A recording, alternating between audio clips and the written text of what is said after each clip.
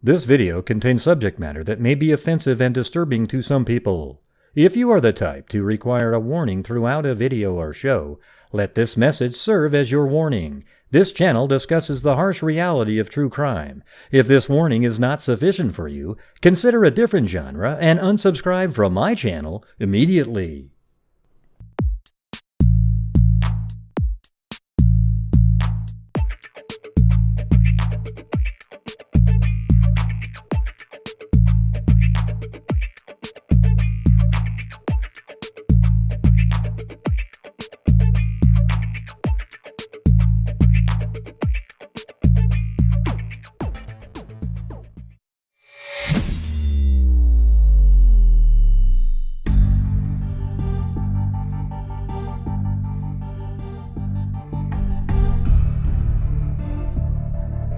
There's Blue, hoping a morsel of food will come his way.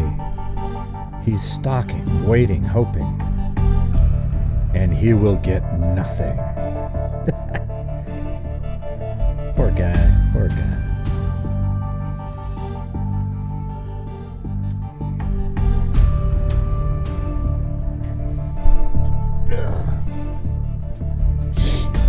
All right.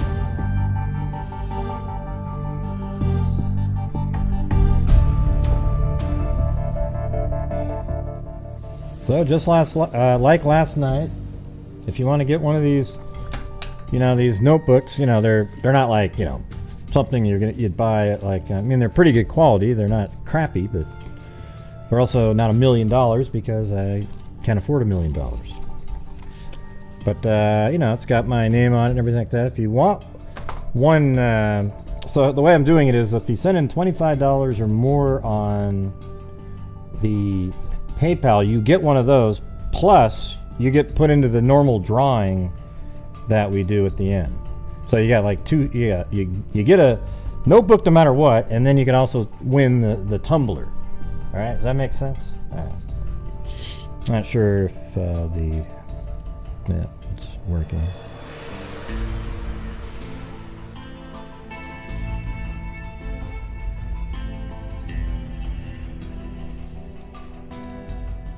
I think I've already got like 9 or 10 different orders, so that's pretty good. I think it costs, I don't know what it costs, like $5 or $6 to ship it, but whatever. I think, I don't know, I haven't really, I didn't really think about that part of it. Like I thought, okay, I got to ship it, but then, you can do something like stamps.com, but then you have to pay a certain amount a month, or I'm thinking I'm just going to take it to the post office, see what it costs. I think online you can weigh it or something, and here you can weigh it, and then there's like a calculator or something. So maybe I could buy a bunch of stamps. Who the hell knows? I haven't mailed anything in, I feel like, decades. I do everything online.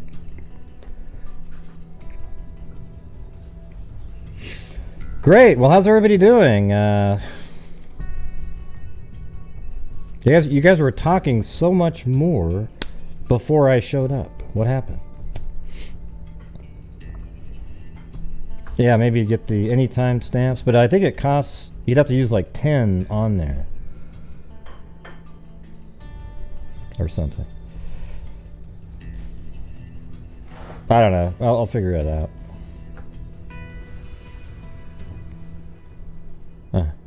Yeah. Yeah, Janice, we went over that last night, so.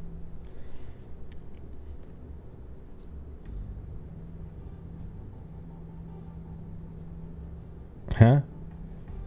Oh, what do you mean you want, you won one? No, I'll send it to you. You got the, it's on my list, right? No, if you send it in to get the notebook, you get the notebook. It's not like alright. I wasn't sure what to start on here. And also, right now we're the 3rd day of the month.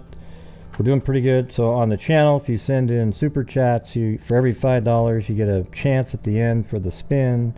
It also just helps I mean, the main goal is that it helps support the channel and the charities. We are at from the income from the channel. So, you know, there's other channels out there that'll do like a fundraiser, and they say it's not really the same thing, you know, to be honest with you. So from the income of the channel, we've donated $21,335 this year so far, and last year was $42,000, and 22 the year before that. So we're already almost equal to 2020 with a month to go to get to the halfway point. I mean, that's pretty crazy, right? So that's where that's what the difference is. See, we do it all the time, and it just keeps on going. And you guys are supporting the channel and the charities at the same time. And that's kind of really the only way to make it work, to be honest with you. Thank you, Kathy, for writing maker. And I got Linda Howell. She sent in the PayPal for the notebook, so I got her also in. You know, so everybody who sends that in, I put you in the spin too. She sent it off clock, or I guess in the middle of the last show and this one. Jeez.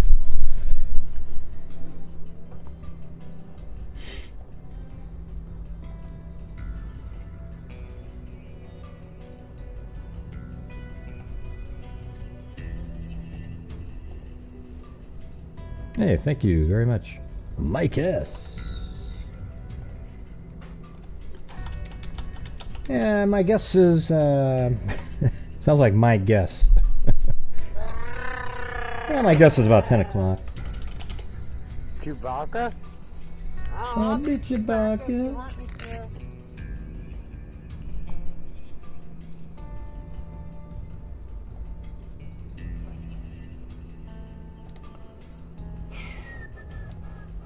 Hold on, I was looking at something a minute ago. I gotta load this in.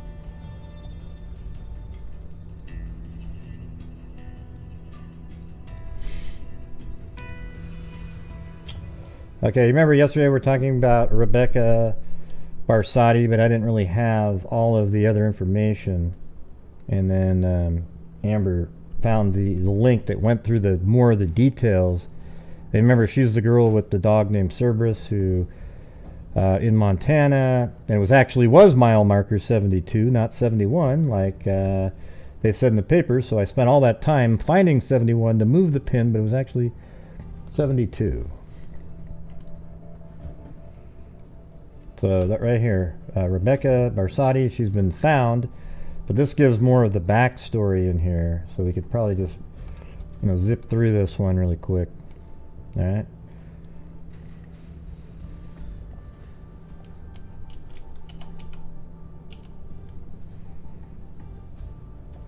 Yeah, so it was 72. It makes way more sense because that's a parking area. See, there's the rest area right there. That's where 72 was.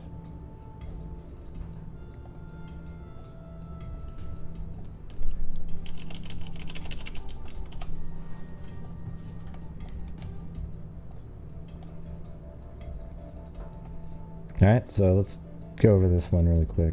So you guys are all familiar with it, right? Like, her car was found there, and then her dog was found 10 miles, I think, downstream, and then she was just found 2 weeks ago and then identified.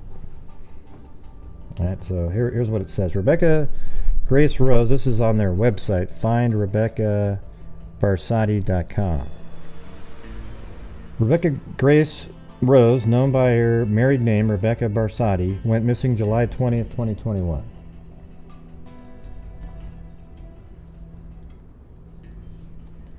Okay, Angela and Jerry Mastrovito, Rebecca's parents, are devastated. Here is what they know. Rebecca's parents say in March of 2021, she placed a 911 call for help. It was a call about domestic abuse. So that's March, and right here, July, is when she goes missing. She placed a 911 call for help. It was a call about domestic abuse. Rebecca was being assaulted. Rebecca informed her mother that Rebecca's husband was legally removed from the premises. due to the assault against Rebecca.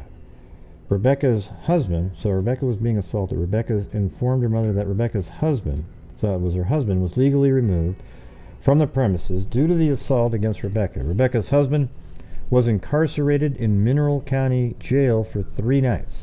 Following the assault on March 9, 2021, in which authorities became involved, resulting in a partner/family member assault charge against Rebecca's husband and a standing order of no contact between them. Rebecca's parents say she moved from her, so it was her husband, not a ex-boyfriend or anything. Rebecca's parents say she moved from her, well, let me see, maybe something else will come up.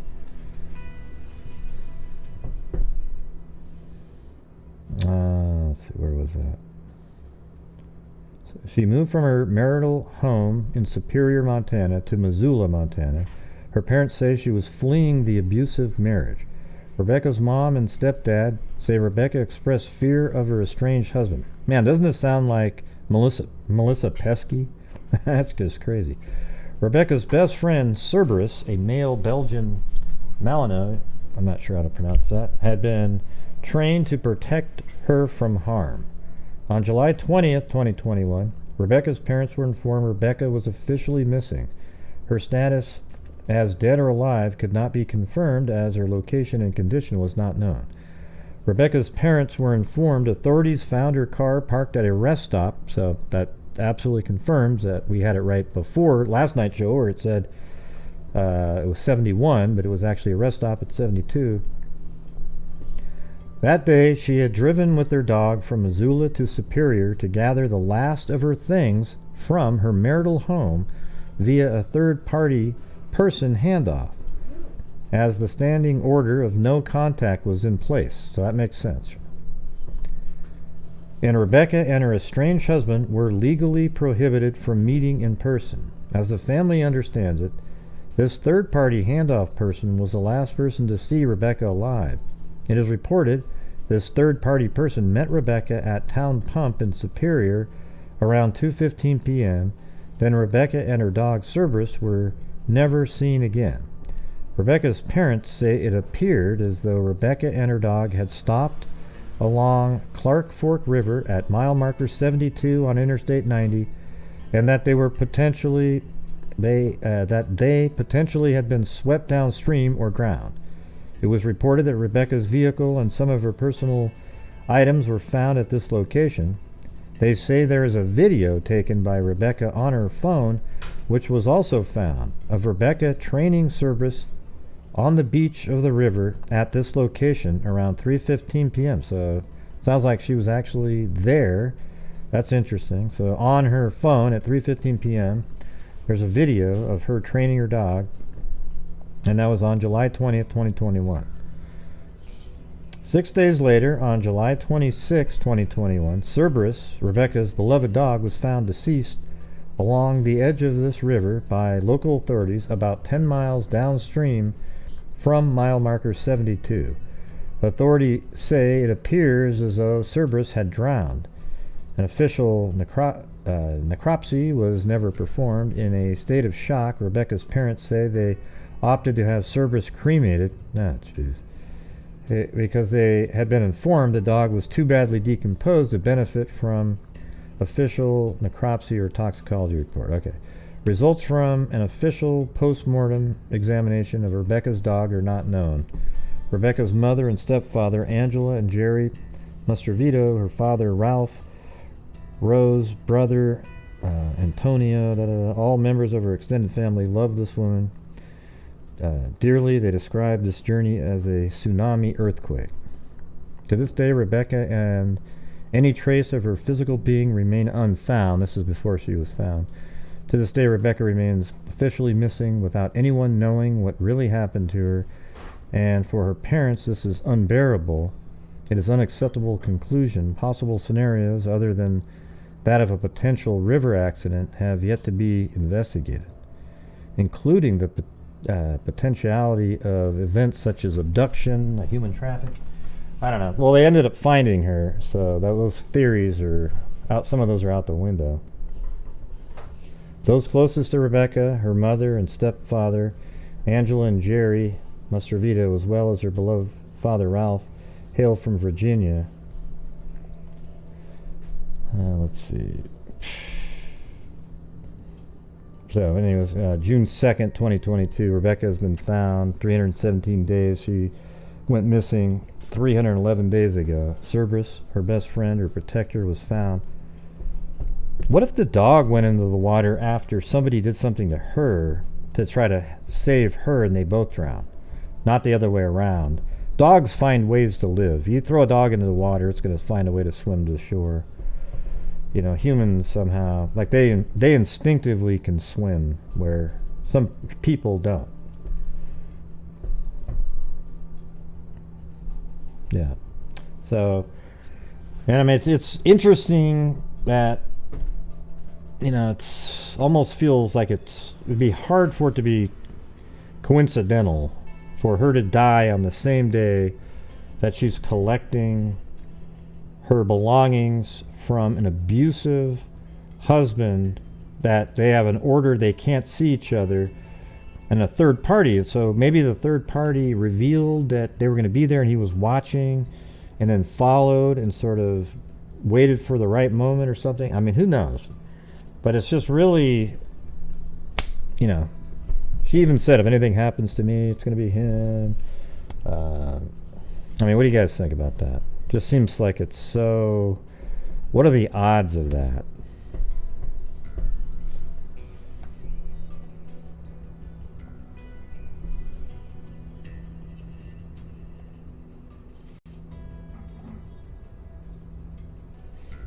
Oh, thank you to... hey, Veronica, you have to send your address if you want the notebook. All right. I don't know if I just said somebody's name that I'm not supposed to say, but there's no way for me to know.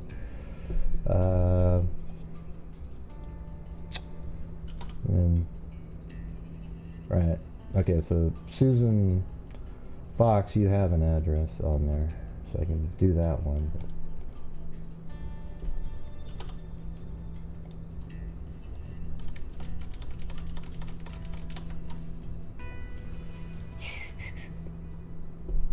That gray air lava drive in the pool after fun.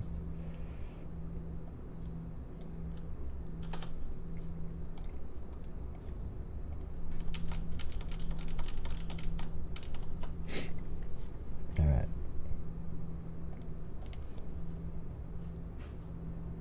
Her former partner, I bet it would... Well, it's her husband. Her husband that she had. She was still married to him. I don't know. It seems like she got the dog to protect her against him. So, I don't know. It's a pretty bizarre situation. I mean, the timing of that. That's why it reminds me of Melissa Pesky so much. Because you guys remember that case, right? Where her husband's coming back from the military. He's really mentally abusive. She was really scared of him. She told a friend, if I ever get shot, he is the one who killed me. I don't know if he had gotten home or before he got home or however it was working. I don't remember at the time, but she was leaving. She got all the kids and was crossing the country to get away from him. And on that drive across the country, a bullet came through the side of the driver's window and hit her in the head.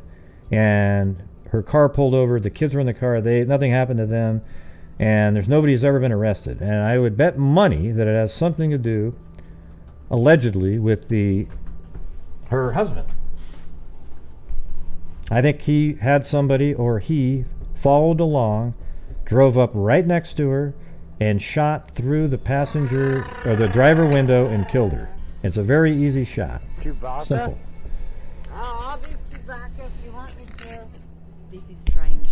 I lived in Superior and I have a Belgian Malinois. Those are the dogs police use. Fiercely protective. Whoever did this had to have killed the dog first, and that wouldn't have been easy. Yeah, except they said the dog just drowned. So maybe they did something to her, and maybe you know, if she'd met the dog prior to them getting divorced, let's say, and it was just a protective dog in general, and let's say he was familiar with the dog and the dog liked him, well then it could be a scenario where he was able to do something to her and then the dog jumped in the water to save her maybe and something happened. But the dog, they only have it listed as it drowned. There's no other injuries to it. That's pretty crazy though that you have those same dog and everything.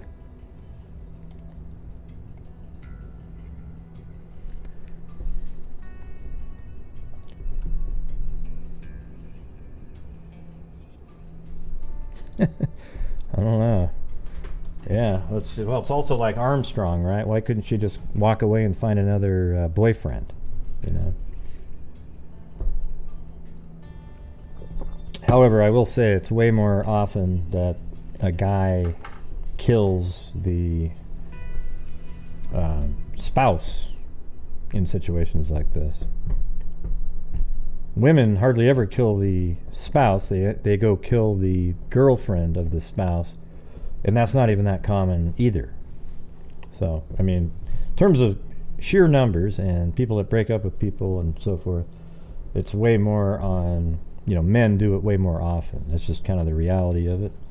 You know, you can go, God, Grant, I don't know, man, I do. Okay, well, you can go do what you want to do, but that is, cover so many cases, you just see it. It's not even, I don't even have to go read a study on it. Is anybody there? It's like there hasn't been a comment for at least 30 seconds. Man, we should just pretend this show's starting and we're all saying hello, man. That sucker just will fly by. Hey, thanks, Tiffany May. All right.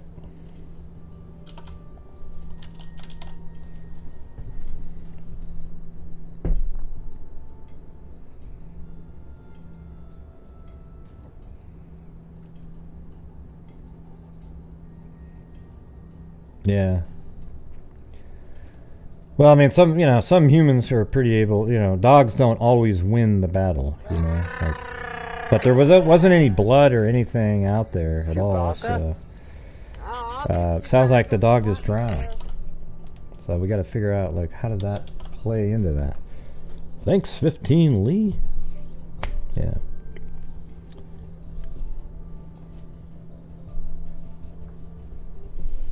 It's funny because I watched that show called like SEAL Team, and their dog was named Cerberus, and it's exactly that same kind of dog. That's pretty crazy.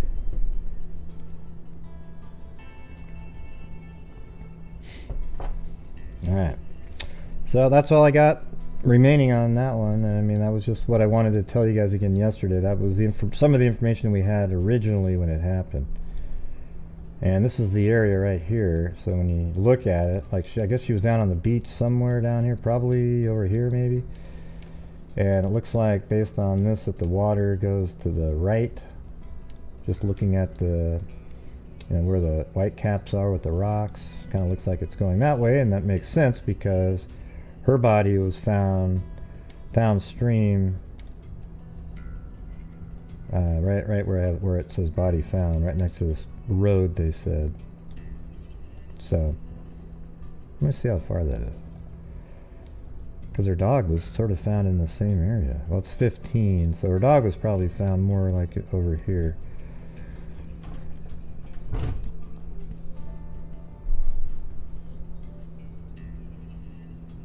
Such interesting shows. Love your work. Yeah, well, I was wondering if the dog jumped in to save her, but I think it's more like, I don't know. It's weird because the dog drowned, but dogs find ways to live, unless it's just so fiercely loyal that it wouldn't let go and tried to save her or something, and that didn't work. I don't know. I mean, I'd like to know what the autopsy shows on her, except it's so late that what are they going to find? I mean, 300 and something, that's just basically, she'd be bones at this point. Now, you could tell if there was some sort of like notches, if she was stabbed on some bones, or a bullet hole obviously would show up in the bones, but they weren't able to notice anything right away. So I mean there's still the option that they both just drowned somehow in the water, one protecting the other or something. It doesn't seem very likely, given that she was there and just leaving a violent situation and had to actually meet a third party to pick up some stuff and was driving home from that, and then she dies. That just seems like that has to be related somehow, right? So that's the only place I can leave it. I don't have any way, we got to wait for the police to come up with their findings. And how could he have strangled her unless he shot the dog first? Because that takes a long time, so you'd have to shoot the dog first, but apparently the dog died from drowning. So it's another one of those confusing cases. Sometimes the crazy odds things happen that we found out, sometimes just really random. Okay, for example, like in the Gabby Petito case, Brian Laundrie talking to two other women that got murdered the same days that they were in the town, and they had nothing to do with it. Don't you find that strange? I mean, that was one of the craziest coincidences that you'll ever imagine. That he literally is in town, they're talking to him, and they get murdered like within the same day, the same time frame that they were in that town, and then he goes and kills somebody else.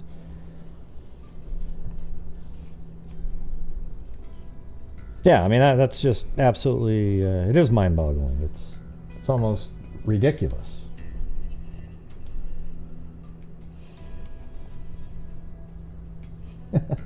Hey, thanks, Melee. Yeah. They look like pretty cool dogs. It looks exactly like the one on SEAL Team. You should check it out.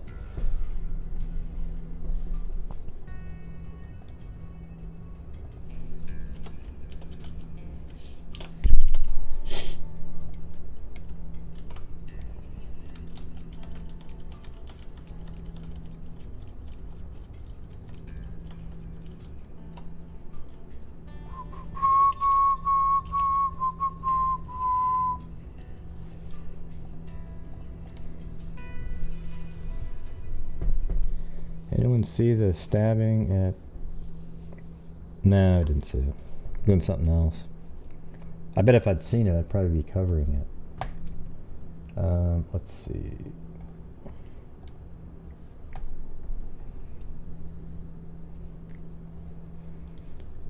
I gotta open up a Adobe Premiere really quick and move on to the next situation.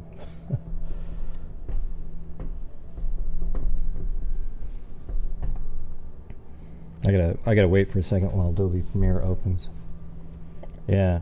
Okay, Pie Girl. Well, we're doing something else, so maybe later if we get something to the end. You can send me an email or something, but let's just keep going with what we're going on.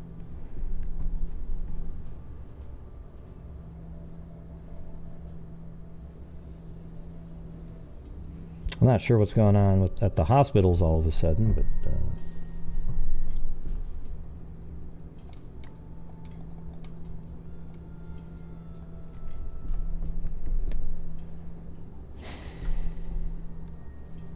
yeah, but if the dog drowned, how would he have held the dog underwater? Those dogs are, I don't know.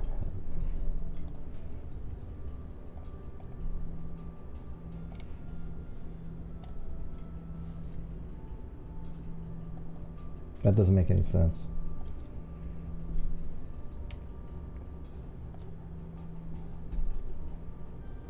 Alright, so look at this craziness that's going on here. Watch this.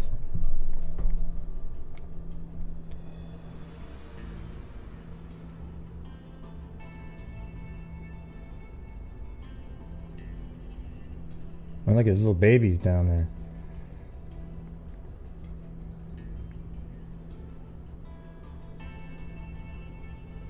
What's cool is this truck actually just boom, he takes that guy the hell out, right? Okay, there she is walking again.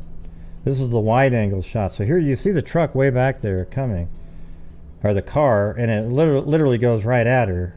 See this? Watch. It's not trying. It's not like an accident or something. And then, that other truck took it out. Yeah. And so, here's what you get. Los Angeles District Attorney Gascon office lands a 5-month probation camp sentence for teen who mowed down his own mom and infant. Yeah. Are there times when you would love to have another address? That's the guy that got put in your California that was going to be really liberal and just so woke and really cool decisions, and just shut the hell. It makes me want to puke. A California teen convicted of plowing a car into a mother of her 8-month-old son will spend just 5 months in a diversionary program thanks to the Los Angeles District Attorney George Gascon, according to the woman who survived the crash. Despite shocking surveillance video of the August 6, 2021 incident, numerous eyewitnesses and initial felony charges, the teen will serve his sentence in a juvenile probation camp, an alternative sentence, less severe than juvenile detention. I thought those were the last moments of our lives. We were dead. Here's what's going to happen. He's going to get out and he's going to kill this mother and this child, and Gascon, man, I don't even know what something's going to happen. I mean, I don't know, man, but if that happens, something should happen where he is removed from office, okay? Because you're going to put out a psycho back out on the streets. I don't care what kind of detention camp you gave him. I don't care any of this stuff. When this kid gets out, he is going to try something again. She said, I thought those were the last moments of our lives. We were dead. The mother, who asked to be identified only as Rachel, wrote in a victim's impact statement. The feeling, along with the memory of a car accelerating directly into us, will haunt me forever. So this is the mom. Hey, Judge, how about you listen to the mom? The mom knows better than you do. Gascon office called the final sentence of 5 to 7 months in youth camp an appropriate resolution. Fortunately, the baby was uninjured and the mother received a laceration to her elbow. So I guess because he didn't end up killing them, he gets 5 months. He was trying to kill them. His heart is exactly the same as a murderer. He just got lucky. So that's why I've told you guys a million times, I think attempted first-degree murder and first-degree murder should have the same sentence. And the reason is because the heart of the perpetrator is exactly the same. They just got lucky that the person didn't die. I don't care about the outcome part of it. It should get the same sentence. Like if somebody decided to be a psycho and do a sniper shot and hit a lady in the face, and it happened to go through her head and just perfectly through the brain and outside, and she's in like a coma and then survives and comes out of it, the guy should get the death penalty for that too. Maybe not the death penalty, that's the one exception, but I would do life without parole for that individual because he was exactly the same. The death penalty, that's where I cut it off as the same punishment. Although it wouldn't bother me one bit if they did get that penalty. So here's this kid who's running over his mom and a baby and did it on purpose and tried to speed away, and he gets 5 months because he got this new woke DA over there. He just knows so much better than everybody. Here's what I say, DA. He gets to live at your house for the first year after he gets out of that juvenile detention center. Does that sound good? All right. Excellent. Hey, you know what? Oh, sorry. I didn't mean to say that. Did I say he gets out? It was 5 months. Yeah. Well, it's just 5 months there and then another 10 years. He'll change his mind immediately after that.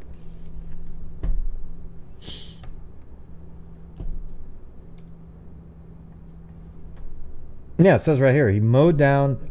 Well, I don't know if it's his mom and an infant. I don't know if it's his mom. It sounds like, I thought maybe that's what it said, but it could just be somebody else's, which makes it even worse though, right? I mean, that means there isn't some kind of second degree, like something that was going on at home. All right, I can't tell by the wording yet, but maybe if we get through this, so maybe it's just not a sibling. The wording up here, it doesn't say his mom. It just says mowed down. I mean, it's really stupid to say mom and infant. Just say mowed down a woman and her child. All right. So when you say mom, that makes it seem like maybe it's the mom of the guy that did it. It's stupid. So, anyways, let's go. California teen convicted of plowing a car into a mother and her 8-month-old son will spend 5 months in a diversionary program thanks to Los Angeles District Attorney George Gascon. Despite shocking surveillance video of the August 6, 2021 incident, numerous eyewitnesses, So we've already gone over that part. And unfortunately, the baby was fortunately, the baby was uninjured, and the mother received a laceration to the elbow. Juvenile justice is meant to rehabilitate young people, the statement continued. In this case, this teen will be held accountable for his actions. So if it's not, the mother and the child are likely not in danger anymore if he gets out. He'll just kill somebody else. In this case, this teen will be held accountable for his actions and receive the needed services. Oh yes, he needs to sit around and sing Kumbaya for a while and maybe give him a couple drugs here and there. He'll be just fine. In this case, this teen will be held accountable for his actions and receive the needed services to foster positive development to keep him from committing future offenses. According to police sources, the driver, 16 at the time of the crime, initially told investigators the victim appeared out of nowhere and he struck her by accident. No, that's not what happened.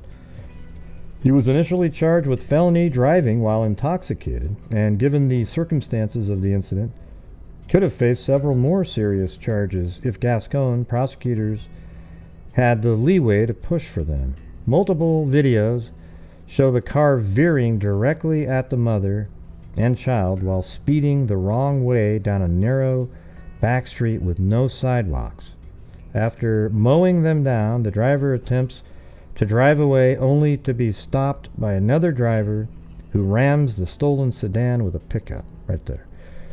Rachel, in her statement, repeatedly called the attack an attempted murder and lambasted Gascon for what she called a policy of seeking juvenile justice with the lightest touch possible.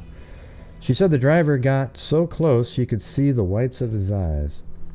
As the car approached me and my child, I stopped walking and moved the stroller and myself up against the building on the right side of the road to ensure that we gave the reckless driver plenty of room to pass.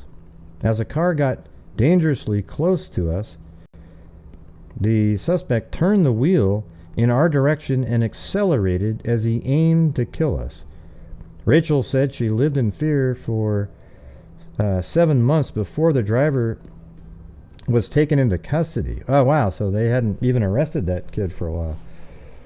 On a bench warrant after skipping court, and added she will continue to live in fear after his short sentence is complete. Yeah, that means she should. Maybe not as much as if it was his parents. Like if it was his mom, he would definitely kill her again, or try to kill her again. I was also told that his record would be wiped clean when he turns 18. Ah, what a joke. How on earth can that be? See, this lady right here, it thinks like a rational, normal person. And this is what you get when you bring in all this woke bullshit, okay? You get this crazy sort of, we were all kids once, and it's all, oh God. Unbelievable. In the harrowing collision of the other Rachel said she lifted her son's stroller straight up just before impact, which she credits for saving him for more severe injuries.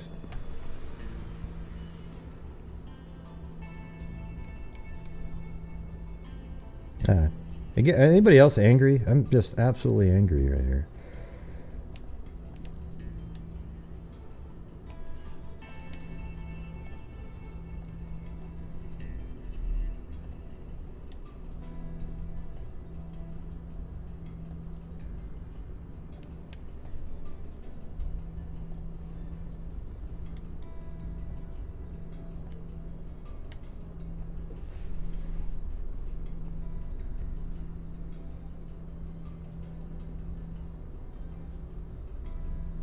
God. I mean, what a badass she is, though, man. She just got right the hell up.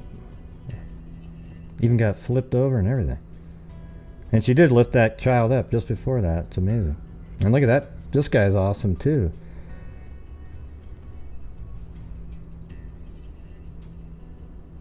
And look at, you can just watch it again. He definitely, from back here, he just comes right in.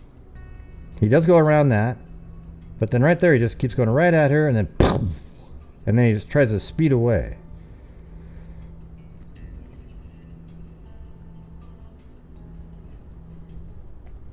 Unbelievable.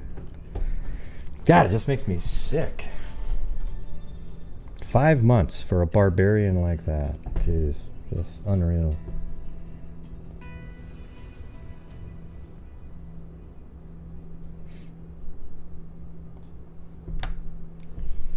Alright, that's all I got on that one. it's just sick. You know, just sit around in a circle and sing Kumbaya. I'm sure that'll work.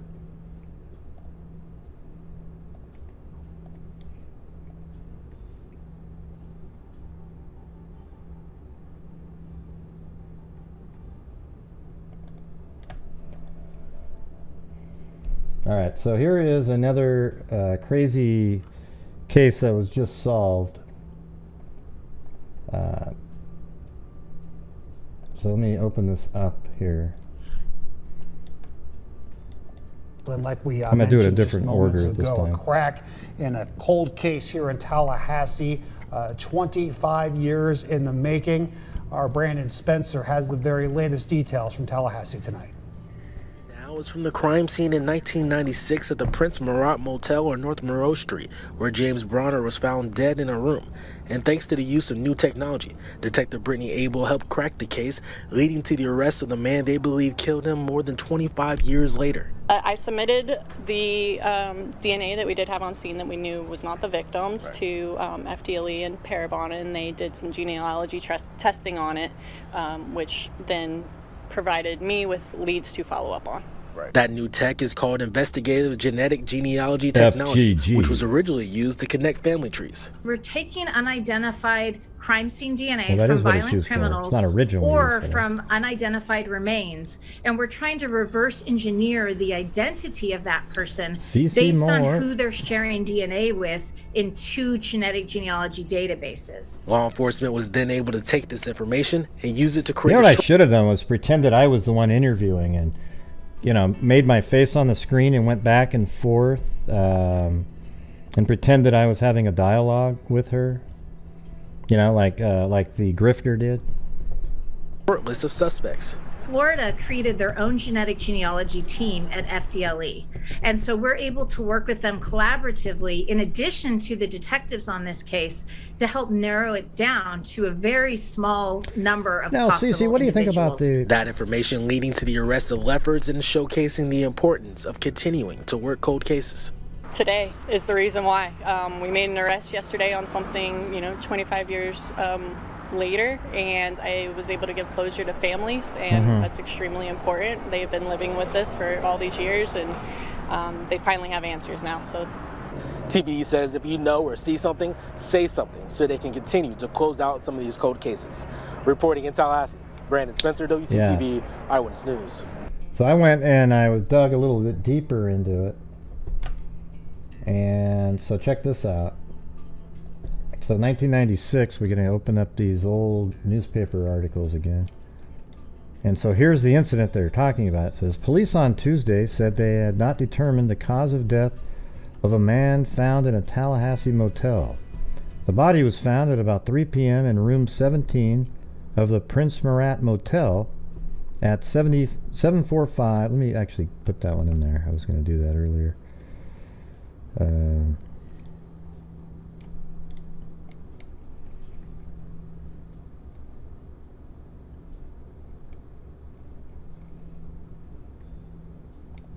Alright, so it's going to be 745 North Monroe Street, Tallahassee, Florida.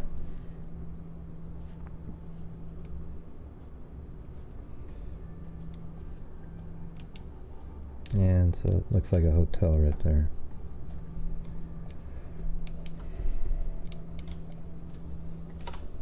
And that's the, it's called the Prince Murat Motel. Prince.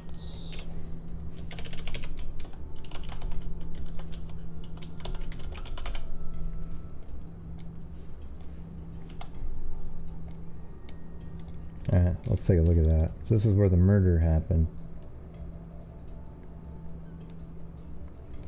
Hell, Cairo's probably stayed in the damn thing. So there you go. The body was found at about 3 p.m. in room 17 of the Prince Murat Motel at 745 North Monroe Street. An autopsy is expected to be performed this afternoon. The man who listed only his first name on the motel register had not been identified Tuesday. According to the motel manager, the man checked into the room Monday night and said he was waiting for a friend. Tuesday afternoon, when the housekeeper entered to clean the room, she noticed that there was blood on the bed and that the bathroom door was locked, police said. The housekeeper notified the manager, who told police he unlocked the bathroom door to see the shower curtain pulled. When he peeked behind the curtain, he saw a man's legs, then called police. Yeah, that's creepy. So that was on the 3rd, and it says, man found in motel identified. Police were still puzzled Wednesday by the death of a man found at the Prince Murat Motel on Tuesday. An autopsy on the man, who police identified as James Edwin Branner, 44, of Virginia, revealed that he died of asphyxiation. Police gave no clues to the nature of his death. Even the medical examiner is kind of confused at this point, said Officer Rhonda Scott, the Tallahassee Police Department spokeswoman. We just know that somehow he suffocated. Interesting.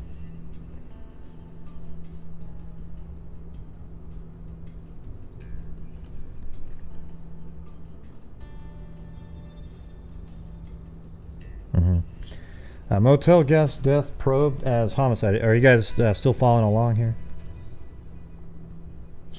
Alright. The death of a 44-year-old Virginia man whose body was found in the Prince Murat Motel last week was being investigated as a homicide on Monday. An autopsy determined that James Edwin Branner, 44, was asphyxiated. The cause of death, as well as other items found in the hotel room, has led investigators to believe Branner did not take his own life. Tallahassee Police spokeswoman Rhonda Scott said Branner was a laborer who worked odd jobs around town, Scott said. Alright, so this is just all there was back then, and then there was even an article in 2019, and that's him right there. So they actually have a picture of James Edwin Branner. Was found deceased in a motel room. This is just one of the cold cases they mentioned in 2019. James Edwin Branner was found deceased in a motel room at the Prince Murat Motel located at 745 North Monroe Street on July 2nd, 1996. On July 2nd, 1996, James Branner was found deceased in a room of the Prince Murat Motel. Branner's death was ruled a homicide based on evidence found at the scene. Witnesses reported seeing the victim with a white male with long brown hair on the day prior to the discovery. This person has yet to be identified. Branner was released from the jail a short time prior to his death, and his known acquaintances had been interviewed at the time of the initial report. So he was just in jail just before that. Okay. But then, so they mention his name. So I actually put his name in the, I put his name just in newspapers.com for the hell of it. I mean, it was insane. Okay. So first, we go to this one right here. Hey, thank you very much, Teresa Ann. Well, thank you. Appreciate it. Let me get you in the into the spin cycle. There it is. Thank you. So, New York parole violator is arrested at bus station. A Brooklyn man identified by authorities as a serial rapist murderer was arrested without incident at the Fort Lauderdale Greyhound bus station, federal agents said Monday. They identified the suspect as Alan John Lefferts. That's the guy that they arrested.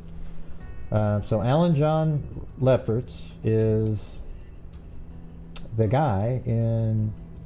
Hold on. That's this guy.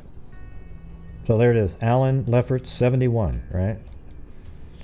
So you go back to... I already had that one open. So I go back to here. And so I looked up that name because it's an unusual name. There isn't really going to be a million John Lefferts out there. Or Alan John Lefferts. So they identified the suspect as Alan John Lefferts. This is 1990. 32 plus 39 is 71. So that's the same age and everything. I mean, it's just... he was wanted on charges of unlawful flight to avoid parole violation.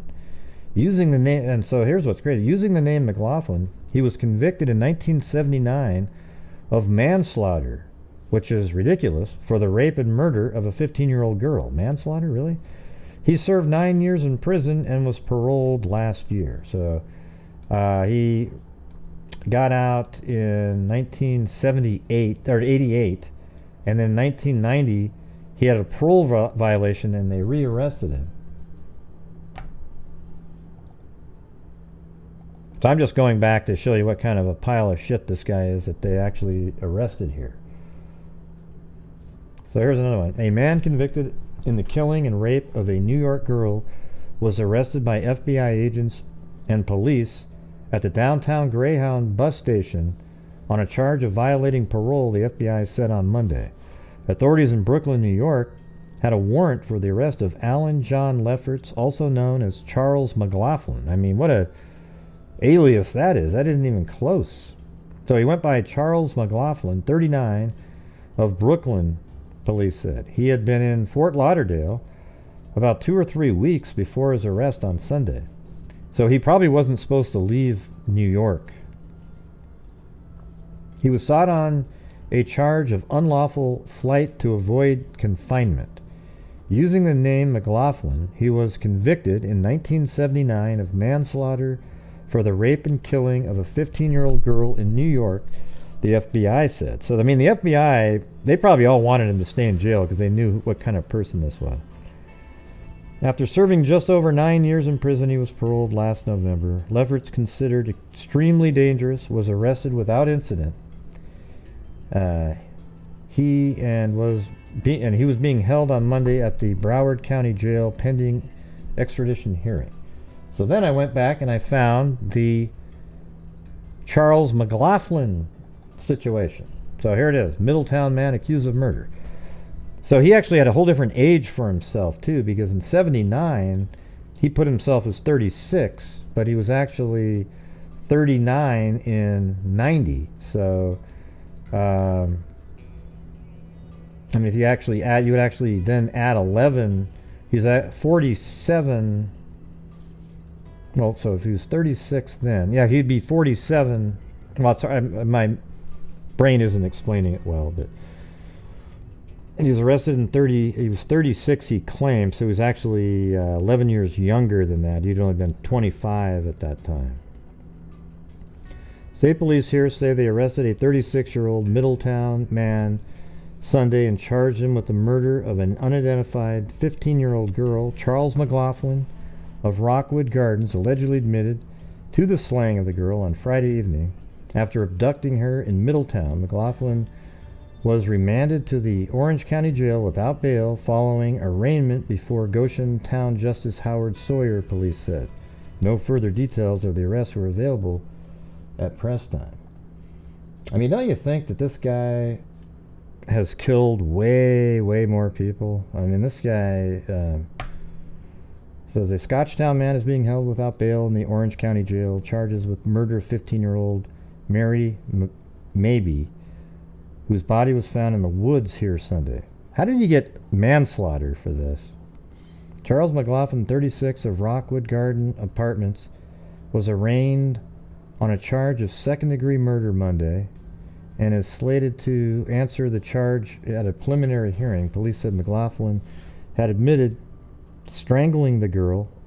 See, and then we have asphyxiation in the other one. After he picked her up hitchhiking on Friday night, according to police. Miss Mabie, M-A-B-I-E, they spelled her name E-E up here and I-E down there, lived with her mother of Goshen Turnpike. Police said McLaughlin pointed the body out to a passing motorist on Sunday afternoon, and later on Sunday afternoon, that's weird. So police said McLaughlin pointed the body out to a passing motorist on Sunday afternoon and later confessed to the crime when interrogated at state police. So he's the one that said, "Hey, so look, there's a body over here."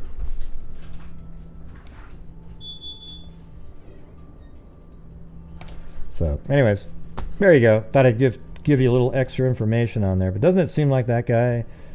He has a whole bunch of different locations that he lived. I mean, he, he's all the way up here in New York, Rochester area. You might want to check on other murders there. Another place in New York, in Albany. Then all the way down here in Jacksonville, Florida. Always in these little sort of secluded little homes here. So it's like right back there, and then there's one of them was really nice though, that I had listed as a home. This one right here. I don't know what he was doing there, but had that one. Then one in Orlando. Another kind of just dump, like he's trying to not be noticed. And in this one,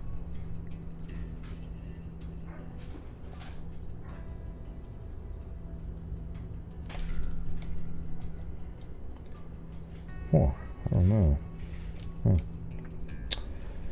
Anyways, God. Thought maybe you guys would think that was interesting to go back and find all of the times he was mentioned in the papers over the years. Yeah, seemed like he was trying to hide. I wouldn't be shocked at all if there was some other situations out there. What was her name? I'm gonna go look that up now. Now I feel like I'm gonna spend a minute or two. They have her as Mary, M-A-B-E-E.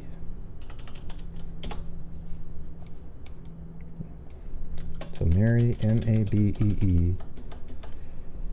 1979. Let's just do that. New York.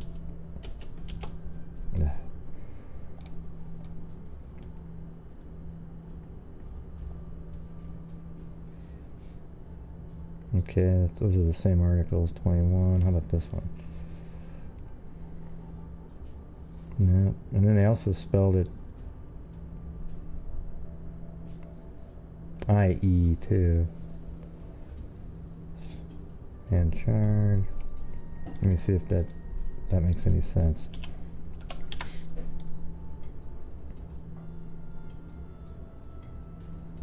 No. So it was E-E.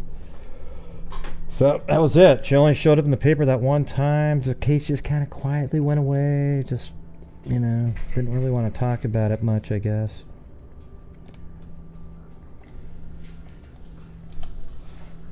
So, good job out there, Parabon, for, solving another case. We got a couple in the works here, so.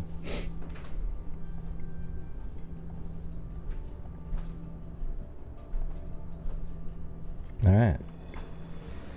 So I'm going to go use the facilities, but again, if you guys like to help out the channel and use the super chats, you get for every $5 you get a chance at the end of the show. But the main goal is really just to help support the channel and the charities. And then if you do a $25 on PayPal, you get a notebook sent to you, one of these guys right here.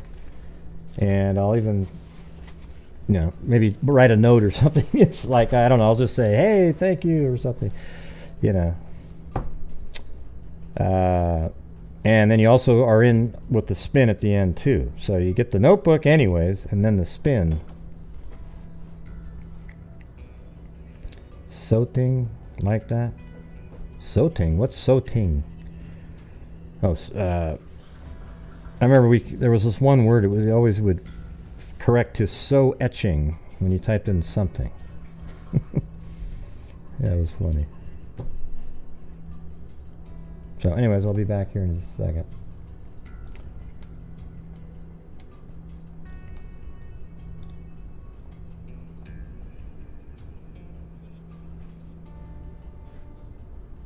Or maybe I'll play that again now that you know the rest of it. Cold case here in Tallahassee, 25 years in the making. Our Brandon Spencer has the very latest details from Tallahassee tonight. Now is from the crime scene in 1996 at the Prince Marat Motel on North Monroe Street, where James Branner was found dead in a room. And thanks to the use of new technology, Detective Brittany Abel helped crack the case, leading to the arrest of the man they believe killed him more than 25 years later. I submitted the DNA that we did have on scene that we knew was not the victims to FDLE and Paranormal, and they did some genealogy testing on it, which then provided me with leads to follow up on. That new tech is called investigative genetic genealogy technology, which was originally used to connect family trees. We're taking unidentified crime scene DNA from violent criminals or from unidentified remains, and we're trying to reverse engineer the identity of that person based on who they're sharing DNA with in 2 genetic genealogy databases. Law enforcement was then able to take this information and use it to create a short list of suspects. Florida created their own genetic genealogy team at FDLE. And so we're able to work with them collaboratively, in addition to the detectives on this case, to help narrow it down to a very small number of possible individuals. That information leading to the arrest of Leffords and showcasing the importance of continuing to work cold cases. Today is the reason why. We made an arrest yesterday on something, 25 years later, and I was able to give closure to families, and that's extremely important. They've been living with this for all these years, and they finally have answers now. So.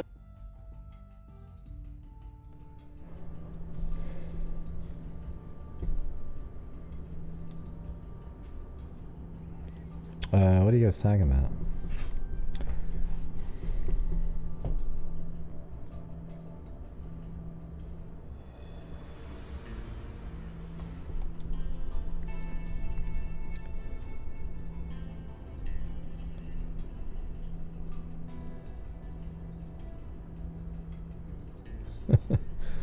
Not sure what you guys are. How did you guys get into a political conversation? Thank you. Chewbacca? There you go, Jessica.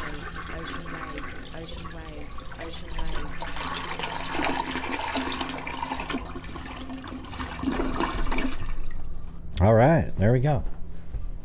Yes, I did flush the toilet, okay.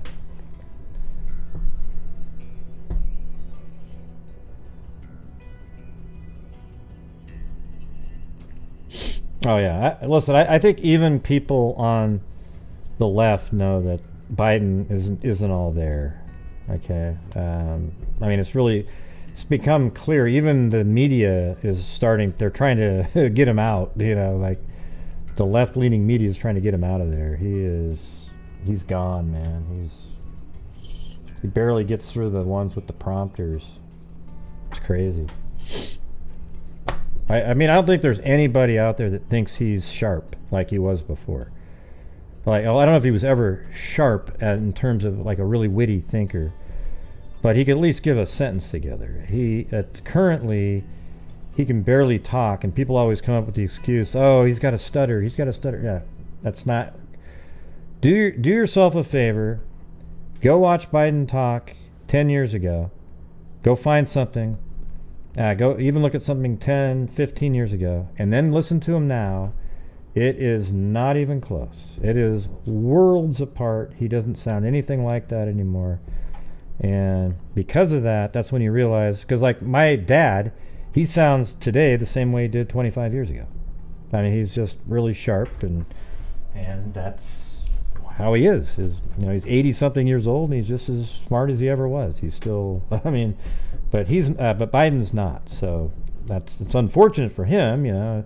He just shouldn't have ever ran for president, and our country's suffering because of it.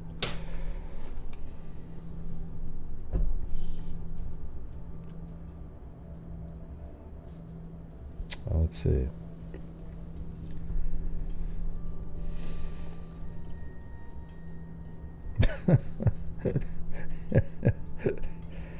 yeah. So I'm not trying to be I'm not even making this political. I'm just telling you the reality of it. Do yourself a favor, go listen to him talk 10 or 15 years ago, and then pull up any of his, sometimes he pulls off a speech relatively well, but just the general press conference situation, man, he's out there. He's gone. Okay. All right, so I'm gonna switch over to, let's do the one that we didn't do the other night first, and then we'll get to the, and when you're listening to it, don't watch with a biased eye. Well, yeah, he said it like that. Just, he might still do a couple stutters here and there. It's not even close to the same. Not even close. I would say even under 10. I think even when he and Obama were in there, even though he acted like a perv half the time, he still, he could get a sentence out, and it actually made sense. Whether you agreed with it or not, that was, might be something to debate. But now you can't even understand anything. It's like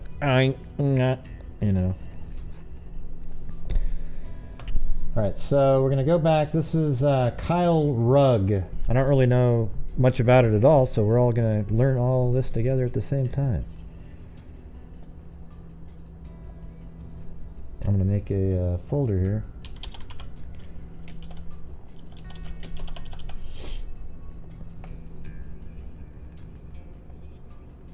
There he is. And here we go. And this took place in Houston, Texas, I think, area. Oh yeah, he's always like whispering in little girls' ears, and put a 1 if you've seen times where he's made women feel really uncomfortable, where he brings them in really tight, and they're kind of like, they try to push away from it. And there's a little something going on there, and it was just all ignored because, it's just crazy Uncle Joe. Okay, no, it's not. He's something else there. Really, very strange guy. Hey, thanks, Papa Q. Appreciate it.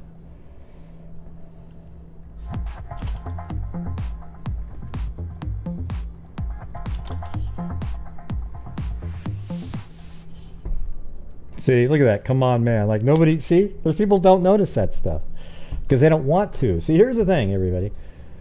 I've seen the times where people could say something like about Trump, how they made somebody feel uncomfortable and stuff like that. I can just look at it and see it. I don't care who somebody is. I can see it, right? I'm not going to go, well, I don't see it now because there's somebody that I like. And I'm going to now explain it away in a way that's just totally different than reality. I'm going to see it and I'm going to say it. And that's the scary part, is now politics have sort of entered people's minds in a way where they start seeing things that fit their own belief system and narrative instead of actually just going, wow, that's insane. Look at that. All right.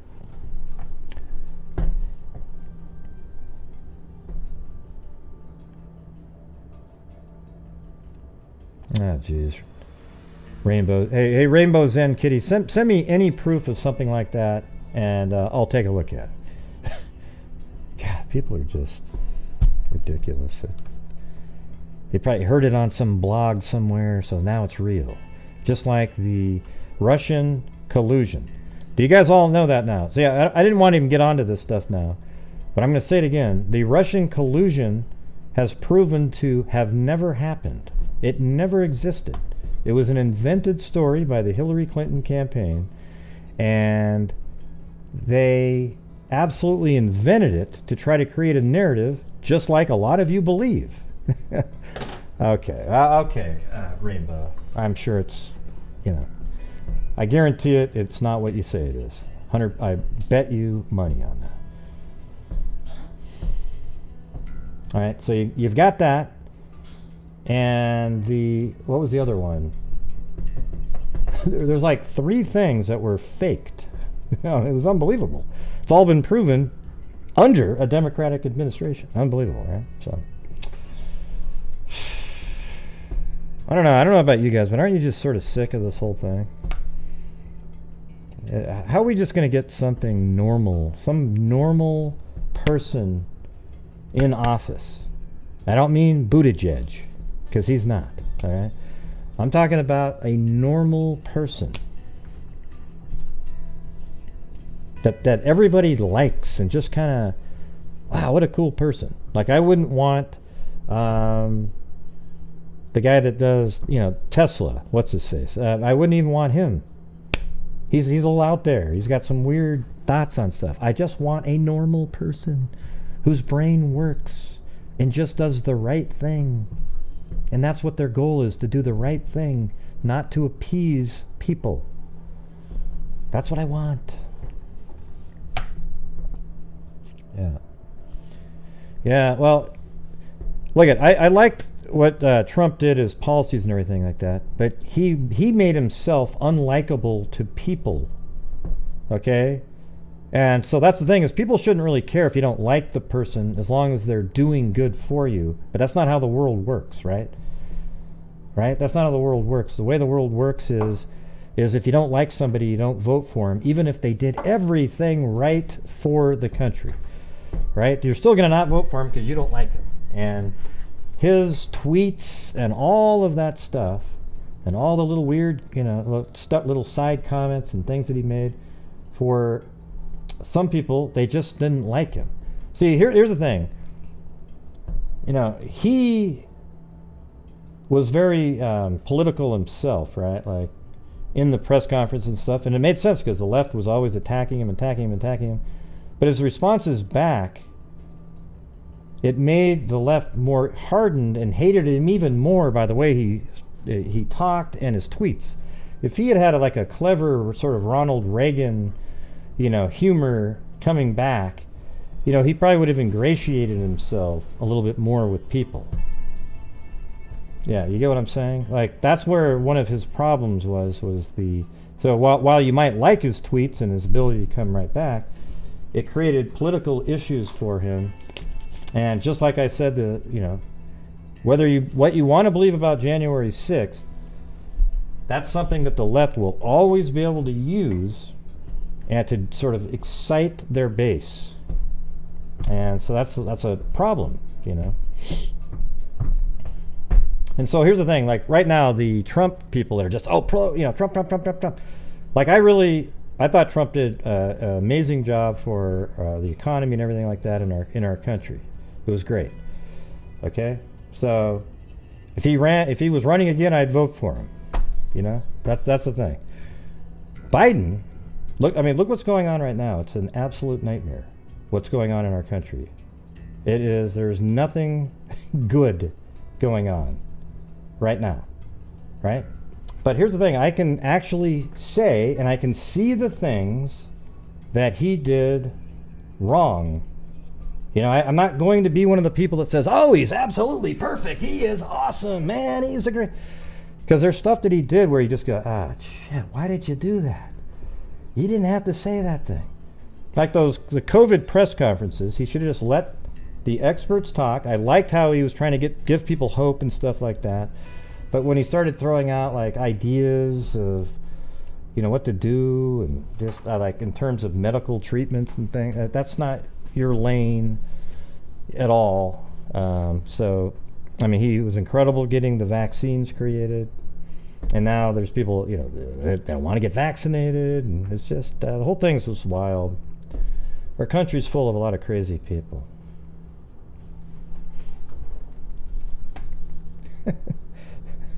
You know what? That's why I don't really do politics much anymore, you guys, because it's just this mess. It's hard to actually find a place where you go, yes, this is great. Where are you going, Mary Harris? Mary Harris, where are you going? I'm just about ready to get onto the case.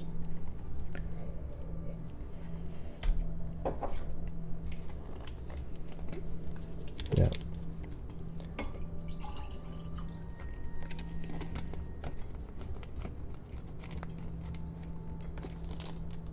Yeah, well, see, you guys, here's the thing. It's your fault, Pie Girl and other people. I wasn't talking about politics, but you guys were just rambling on in the chat. Okay?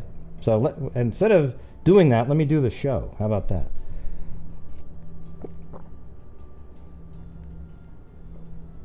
Yep, the media is a big part of it.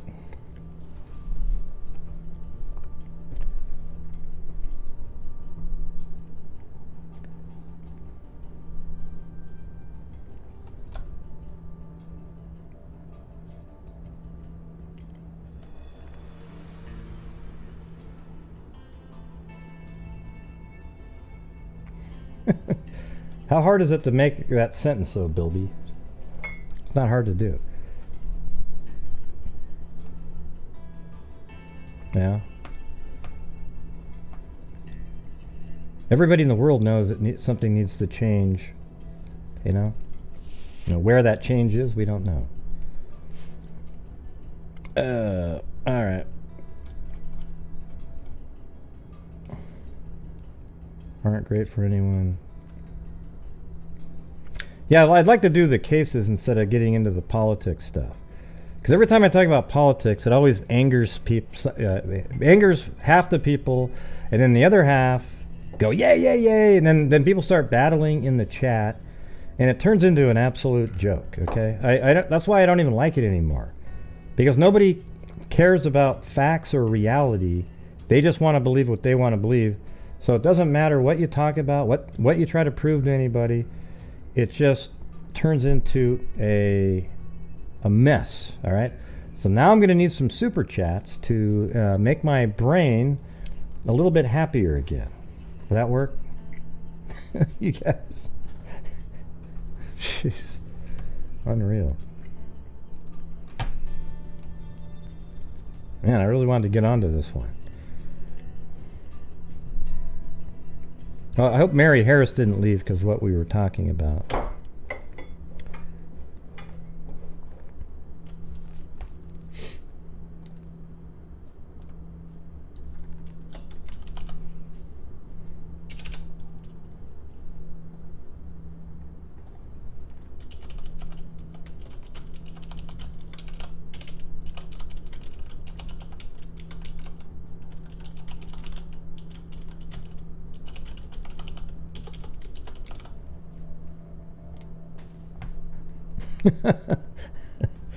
All right. Thanks, Millie.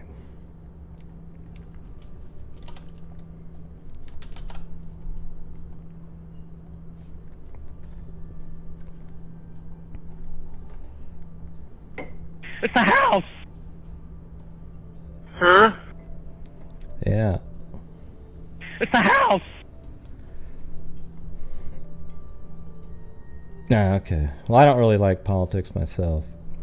That's why, but when I see something in the chat that doesn't make any sense, then I have to say something. It's kind of just the way it is. So the next case here is the Kyle Rugg. All right. But like I said, right now we're at a third of a normal night, and we got to keep on going here. So yeah, we're not even just barely over a third. And every single night we raise funds for the channel and the charities, and we got to keep on going. All right. I know it's like not the greatest time in the world because of gas and everything, but if you can and you can help out, feel free to do so. All right, because I want to keep I want to get to $100,000 to charity by the end of the year. Not this year, but I mean the total for the 3-year period. What are you talking about, Zozo? What escalated quickly? I didn't see anything.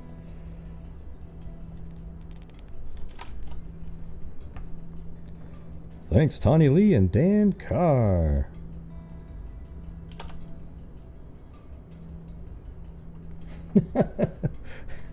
Yeah, Dan Carr. I will not stand idly by when some Aussie praises my president.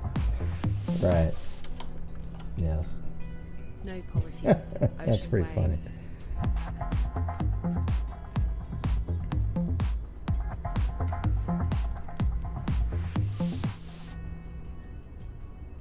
I will not stand idly by while some Aussie praises my president. It's actually kind of funny. All right, it's been one long and gut-wrenching search for 20-year-old Kyle Rugg. His mother, Judy, says, yeah, he just wouldn't do that. He was always in touch with us. Family suspects foul play and disappearance of 20-year-old son. That's the story there.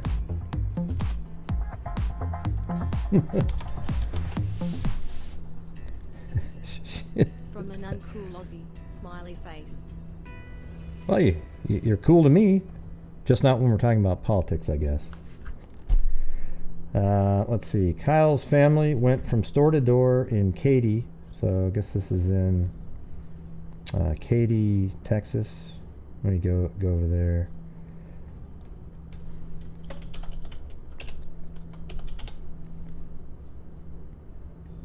Oh, I think I might have already had a folder. No, that's weird.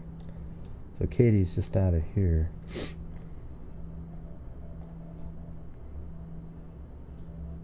He was last seen. Okay, so Kyle's family went from store to store in Katy and even searched the bayous in Harris County. Hey, Mary Harris, there's a county named after you. Come back. Since he disappeared nearly 2 weeks ago. He was last seen on March 4th at Lake Livingston with a close friend. Kyle's family says he then left the lake with 2 guys he recently met at a party. Kyle left his vehicle, a 2003 silver Hyundai Elantra, at his friend Mike's apartment in Katy the day of the trip to Lake Livingston. Where's that?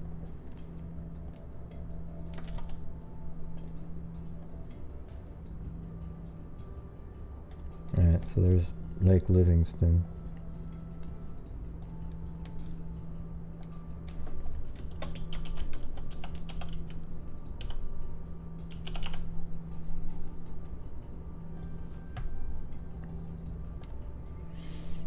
So Kyle left his 2003 Hyundai Elantra at his friend Mike's apartment.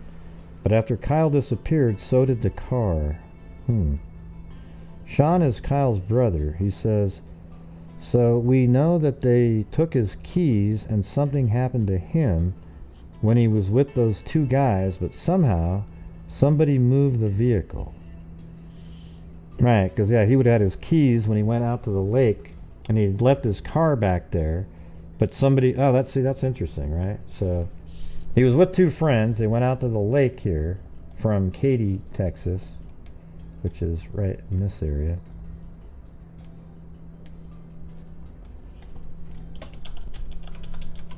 Yeah, that makes sense. So he has his keys with him. They go to a lake together. You would think he would have his keys. I guess it's possible he left them at home. But either way, somebody else moved the car, right? Somebody that was at the apartment. So he goes with 2 friends to the lake here, and he never comes back, but the car that he left over at the friend's house is moved. So that means, likely one of the 2 people that he went on to the lake with took the, had his keys, got the keys from him.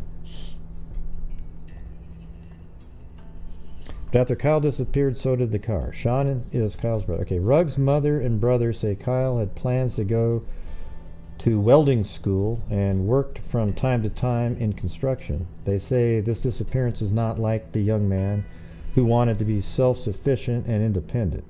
He has never disappeared before. Like I said, if he wasn't with us, he was with his friends, said Judy Rugg. If you have any information, contact Harris County Sheriff. This is a 2015 article. He went missing on March 4th. That was a March 16th article. And then April 6th, 2015. A search is underway in the Lake Livingston area for Kyle Rugg. The 20-year-old was last seen last month after going on a fishing trip with a friend. Channel 2 Sophia Ojeda was with Texas EquiSearch crews as they started looking for Rugg this morning. The search began around 8 o'clock this morning here in the Lake Livingston area. Family and friends say they just want to know where Kyle Rugg is. Several volunteers took off out of this command post here in Lake Livingston Village on foot and ATVs to begin the search for missing man, 20-year-old Kyle Rugg of Katy. Rugg was last seen after a fishing trip with friends here at Lake Livingston. Morning. The search began around 8 o'clock this morning here in the Lake Livingston area. Family and friends say they just want to know where Kyle Rugg is.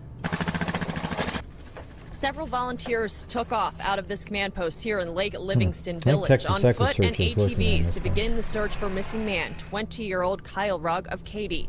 Rugg was last seen after a fishing trip with friends here at Lake Livingston, nearly 100 miles away from home more than 1 month ago. Just really difficult for everyone. We just need everybody's prayers and support. His parents say he left the lake with someone he didn't go with, and his closest friends haven't heard from him since March 4th. Now EquiSearch is heading up the effort to find Kyle Rugg after the Harris County Sheriff's Office notified the organization. Different neighborhoods and around a place called Tigerville Park. We'll be looking around there and some other places. Volunteers say they can't imagine what Kyle's family is going through and want to help them find their son. You know, prayers and well wishes are very nice, but doing something concrete that can actually bring about some closure and some change, I think, is probably even more important. Kyle Rugg's family is also offering up a reward to anyone who has any information leading to their son. We've already given them Sophia Ojeda, KPRC, 3,700 this year. Thank you, Sophia. Investigators are also looking for Kyle's car. It is a silver 2003 Hyundai Elantra with Texas plate number CD4Z207. If you know anything about his disappearance. All right. So let's move on to the next one. So then I got a couple out of newspapers.com here. It wasn't a lot though. This is 3 years later. An EquiSearch member leads a group of local volunteers a field outside of Seadrift. Volunteers search for missing mom, it says here. But wait, is this not maybe this has his name mentioned in here. Hold on, let me get the one. So Tim Miller. I think they're talking about, because I haven't covered this one, so there must be a reason. I don't want to read the whole thing if it's about somebody else. Is this A or B? Yeah, it was B. Let's see. I think his name just was mentioned, like they're also looking at. Yeah, there it is, right there. Everybody has their part of the puzzle, Rugg said. So let me go back to the first one. I'm optimistic about the search for Escobedo. Many times we are the last resort and the only resort for the families, Miller said inside the Seadrift Civic Center on Tuesday morning. Local volunteers split into two groups, those with all-terrain vehicles and those with planned to search on foot. The previous day, EquiSearch volunteers asked for help from local drone pilots. Everybody has their own part. I wonder if that Rugg. Tina's on. I don't know if that Rugg is. Let's see. Oh yeah, so there it is. There's a guy that's in this search that actually is related. It says right here. Rugg has worked with EquiSearch since March 4th, 2015. That's the day that Kyle actually went missing.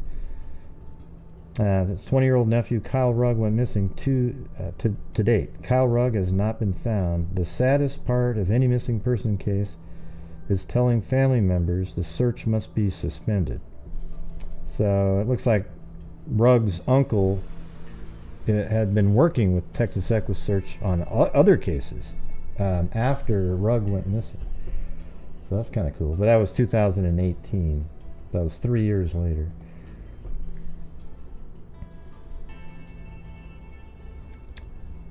And so this is on Reddit, actually. I was just showing other pictures of him here. Missing from Katy, Texas, last seen Livingston, Texas. Age at the time was 20, current age 25, height 5'8", 125 pounds. That's really skinny. Short, blonde, eyes blue, tattoo on his chest, upper arm, left calf. Then we go to 2022, March 4th. Human remains found in 2020, identified. So his body was actually, this is 2022. So human remains that were found in 2020, identified as Kyle Rugg, Katy man who disappeared 7 years ago. Kyle was last seen on March 4th, 2015, after going on a fishing trip to Lake Livingston with some friends. Human remains found in Polk County in 2020 have been identified as Kyle Thomas Rugg, a Katy man who's been missing since March 2015.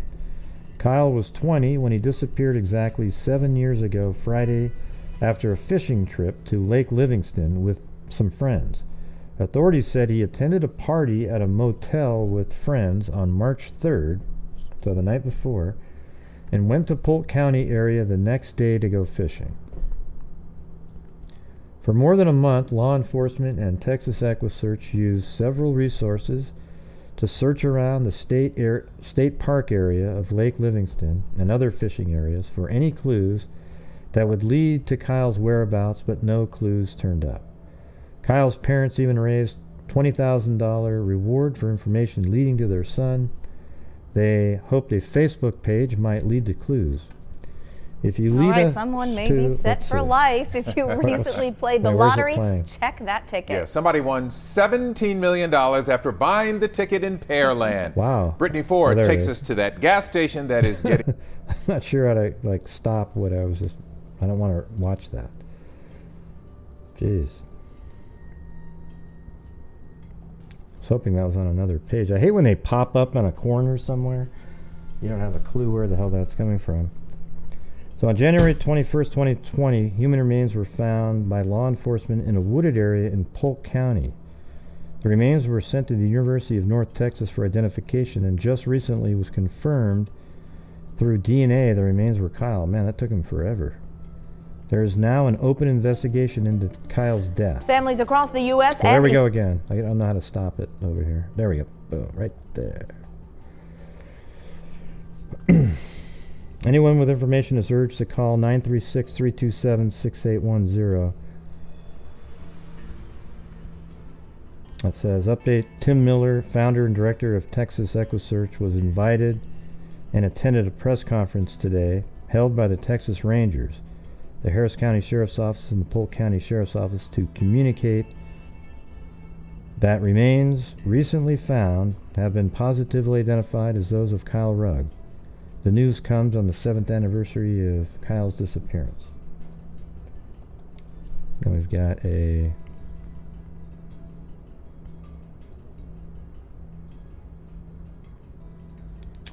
let's see. Tim Miller, founder and director of Texas EquuSearch, was invited and attended a press conference today held by the Texas Rangers.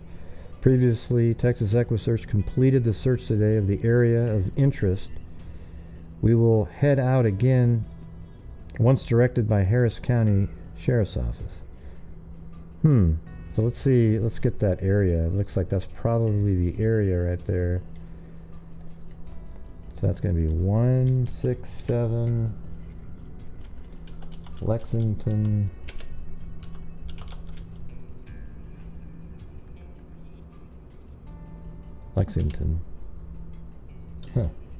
Livingston, Texas.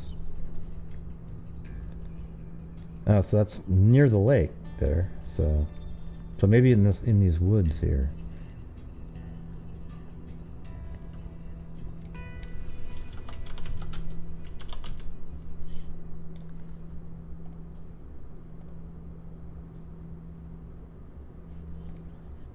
Alright. So that's Harris County then. So it's in the area that he was going. But then how did his keys make it back home and his car move?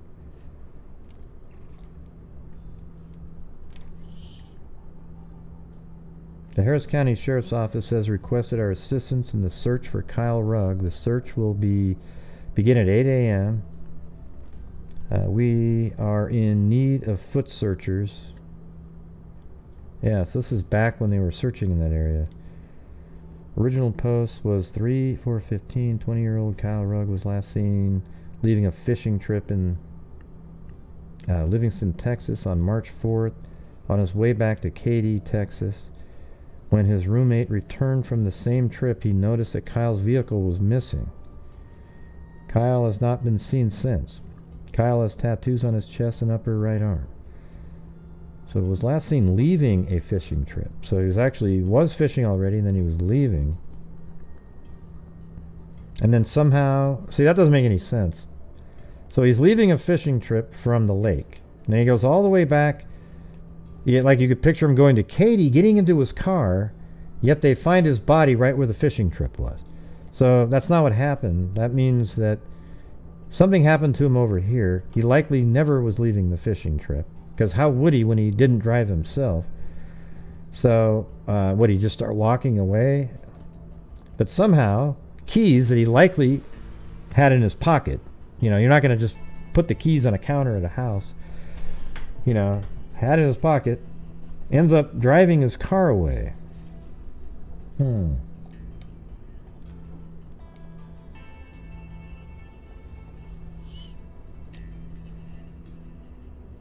Remains found at Lake Livingston have now been identified as Kyle Rugg, a Katy resident. Rugg went missing 7 years ago.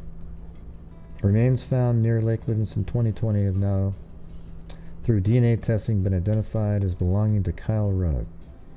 On March 3rd, 2015, Kyle attended a party at a Katy motel with his friends. The next day, he went to Polk County area to go fishing. For over a month after his disappearance, authorities and Texas EquuSearch searched the state park area of Lake Livingston and other nearby fishing areas. No clues in their search were ever found. His family never gave up in the search. They set up an active Facebook page and raised reward of $20,000 for information that brought Kyle home. 7 years of keeping his name out there. For 7 years we've been looking and keeping his name out there, said Judy Rugg, Kyle's mom. On January 21st, 2020, remains were found in a wooded area near Lake Livingston. Through new DNA testing, authorities were able to positively identify that they belong to Rugg. According to the Polk County Sheriff's Office, the remains indicate that Kyle Rugg was murdered.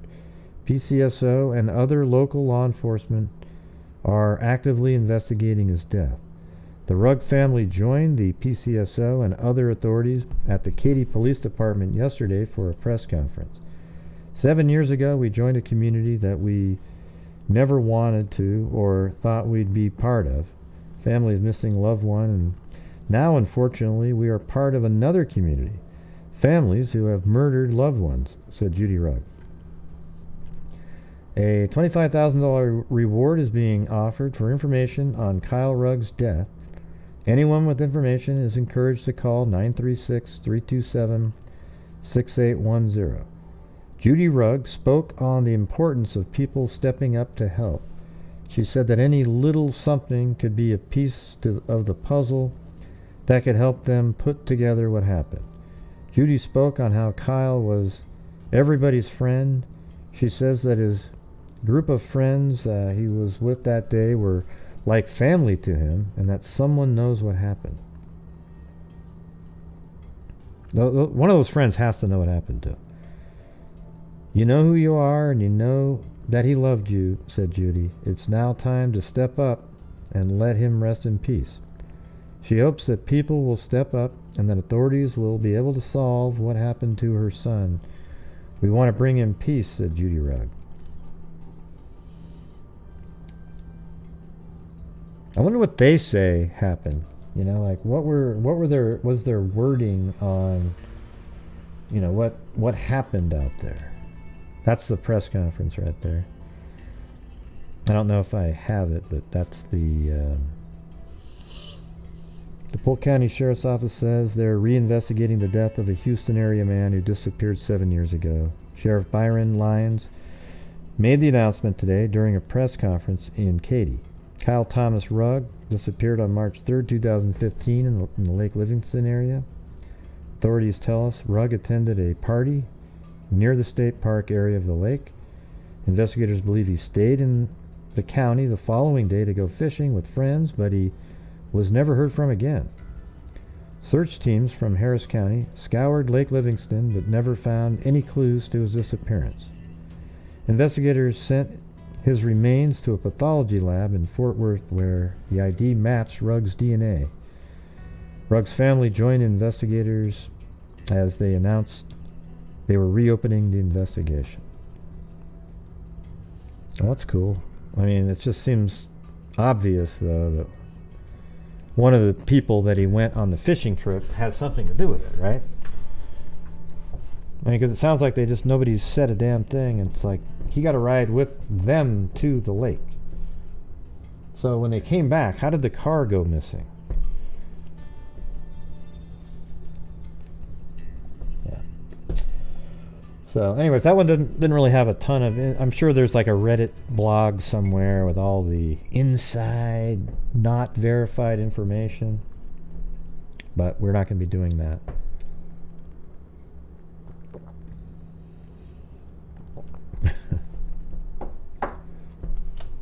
Yes, everybody hit that like button. And right now we're about... where are we at on percentage?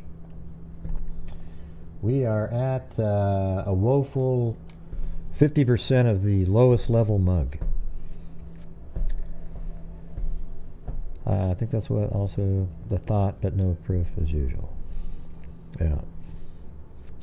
Oh, hopefully they get some... One of the friends will have to turn on the other friend.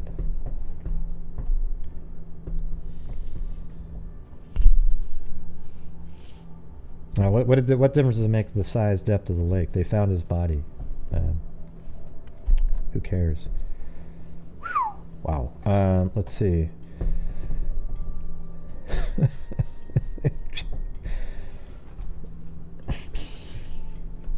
Well, it was deep enough to have fish in it. But yeah, they found his body in the woods near the area. They don't know how... nobody says how he left.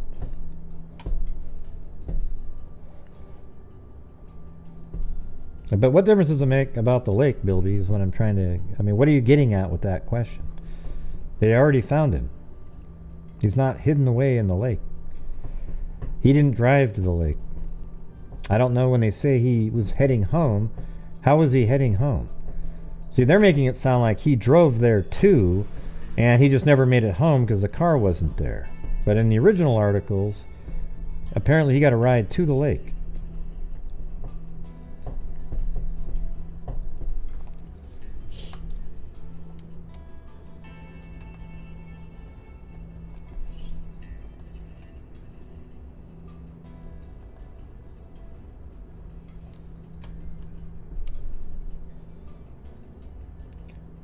Okay, let's see what it says here. Kyle's family, this is the original, like 2 weeks after he went missing.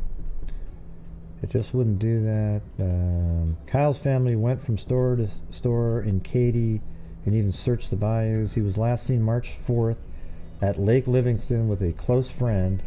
Kyle's family said he then left the lake with 2 guys he recently met at a party. So, are these just random people then? Kyle left his vehicle, a 2003 silver Hyundai Elantra, at his friend Mike's apartment in Katy the day of the trip to Lake Livingston. So he didn't drive to Lake Livingston. But after Kyle disappeared, so did the car. So, I mean, I don't know if that's changed, that piece of information. I mean, it would make more sense if he drove himself and he just never showed up again. But now it wouldn't make sense either because they found his body but not his car. So it seems like somebody killed him. Then they went and moved his car from their apartment just so there was nothing associated with Kyle anywhere near that apartment. They just wanted everything gone. And they probably told a different story that, oh yeah, he drove and we don't know where he went, trying to make it look like he and his car went into the water to investigators. Oh wow, so maybe he left and his car just went in the water somewhere? Yeah, but now they found his body and not his car. So that means he and his car were separated from each other. Well, but his mom said that they were really close friends, so I don't know who these two people are. They made it sound like they just met.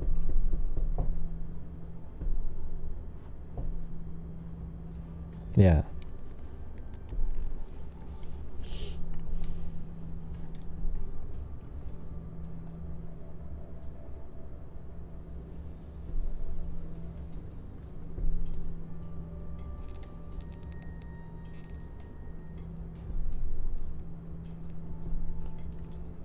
Thank you, Susan Keller.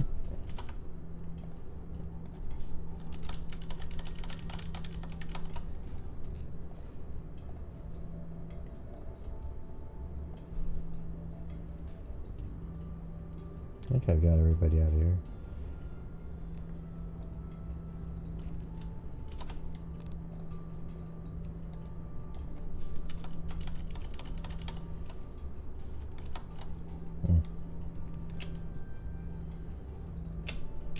Alright, I gotta move on to the another story here. Just trying to get, and thanks Mel A again, appreciate it. Oh, and hold on. Oh yeah, Play-Doh.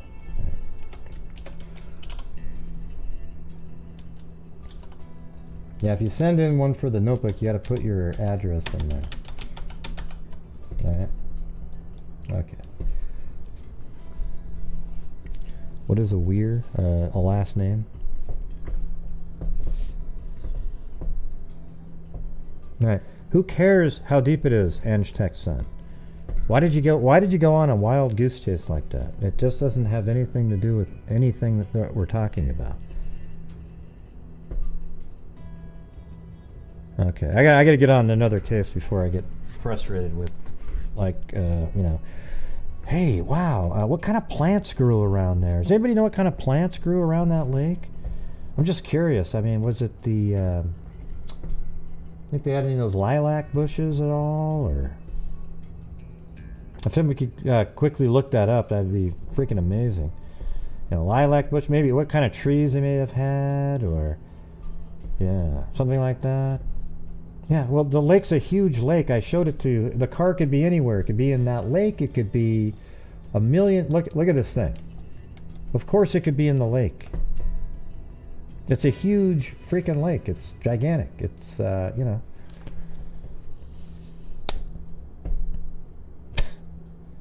Yeah, but it's just not insightful at all, Ange Tech's son. You do that a lot, I've noticed. It's like just yapping to yap.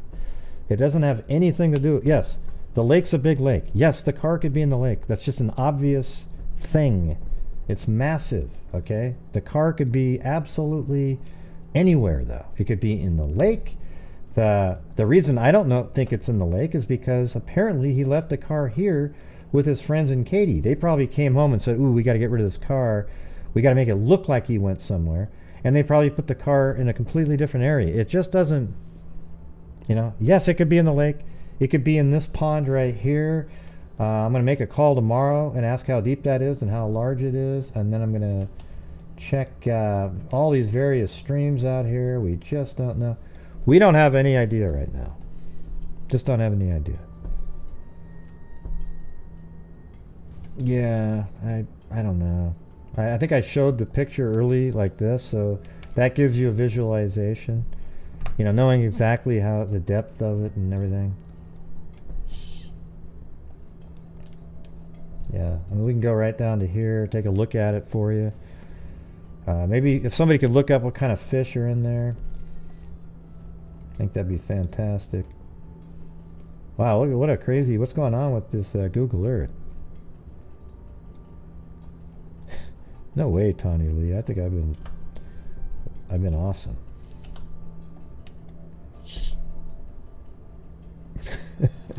No thanks. I'm not taking any tequila shots.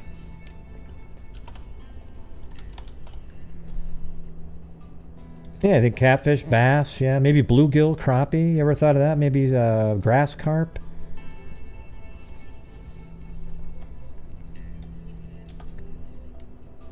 Thanks, Ange Tech Son. We'll get right on that one. Take a shot of tequila for all of us. All right, but you guys that are putting me in jail have to bail me out, okay?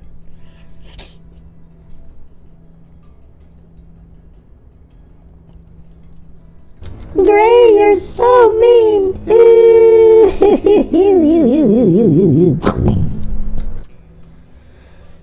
You ever notice that whenever politics get brought up on the show, it kind of derails the whole show and it just creates sort of a negative vibe? Yeah. I try to avoid it as much as I can these days.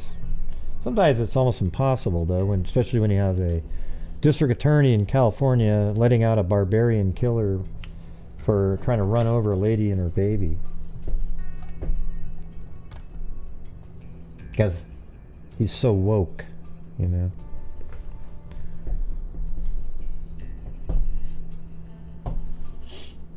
Yep, I'm stuck in here now. Yeah, you think a yellow cat? I was thinking maybe a pacu. You ever thought maybe there might be a pacu swimming around out there?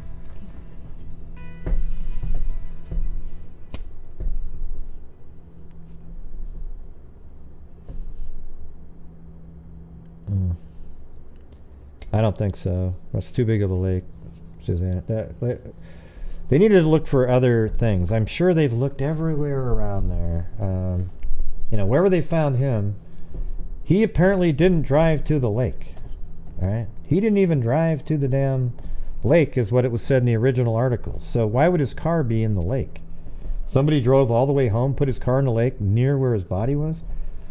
I don't know.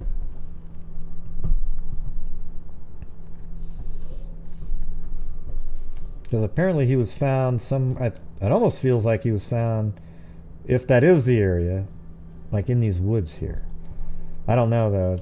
I don't know if that's where Texas Echo Search was searching when the body was found, and I don't even know if they're the ones that found him.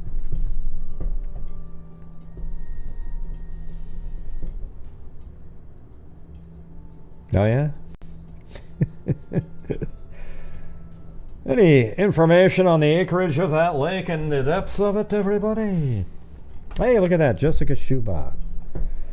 Thank you. Yeah, that can get me the hell out of here.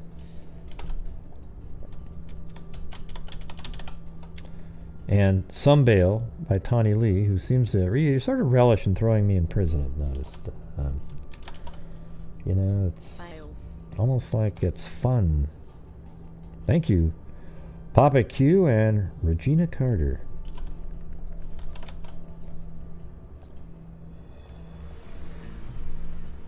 Hey, but aren't you guys encouraging him to be mean by bailing him out? Yay! No, they're just, well, I don't know, they're just bailing me out. Some bail.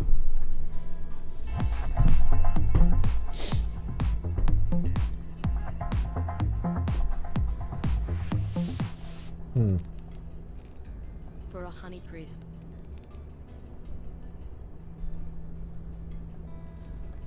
For a Honey Crisp. Yeah, I should eat a Honey Crisp.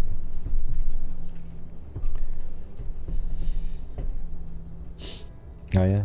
For some top ramen? Alright, thanks.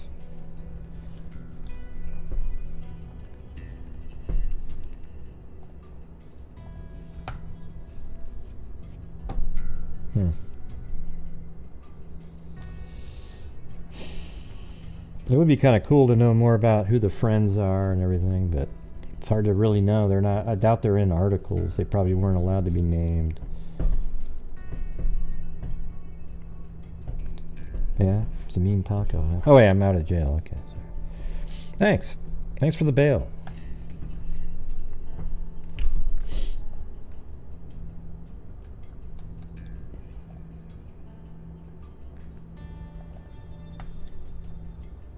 You know what? I'll tell you what I don't like the most is when somebody leaves from watching when politics are talked about. That's what I don't like. Makes me feel bad. Like, God, see, they just didn't want to talk about that at all, and there it is, and then they leave, you know.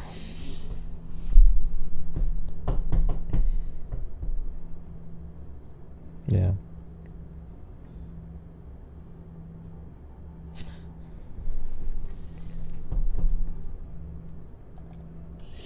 All right, I'm going to move on to the Brittany Phillips case. Chasing Truth sent me, you know, she just shared a link, and then I said, oh, maybe I'll go cover that one. So we'll see what's in it.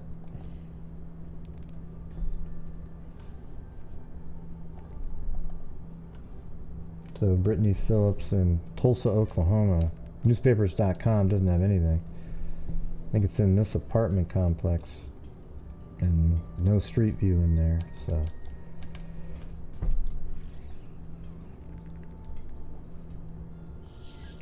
So it says, nearly a year after her daughter's death, Maggie Zingman still catches herself thinking, I have to remember to ask Brittany about that. There's almost no, well, I couldn't find any articles on newspapers.com. Maybe a few, but years later. This happened September 27, 2004. Nearly a year after her daughter's death, Maggie Zingman still catches herself thinking, I'll have to remember to ask Brittany about that. Like the time when she summoned the strength to clean out her slain 18-year-old daughter's apartment. As she sat alone in the space where the unidentified killer stole Brittany Phillips' last breath, Zingman scanned the room for clues to the killing. Then she saw something that appeared to be out of place. I told myself that I would have to ask Brittany if it was that way before, Zingman said. Sometimes I still do that, think about talking to her. I hate when I do that because then I remember she's not around anymore to ask. The killer raped and strangled Phillips. Detectives believe she had been dead for a few days when she was found in her Glen Eagles apartment at 946 East 65th Street. And here, let me just type that in again to make sure. I think that's right there.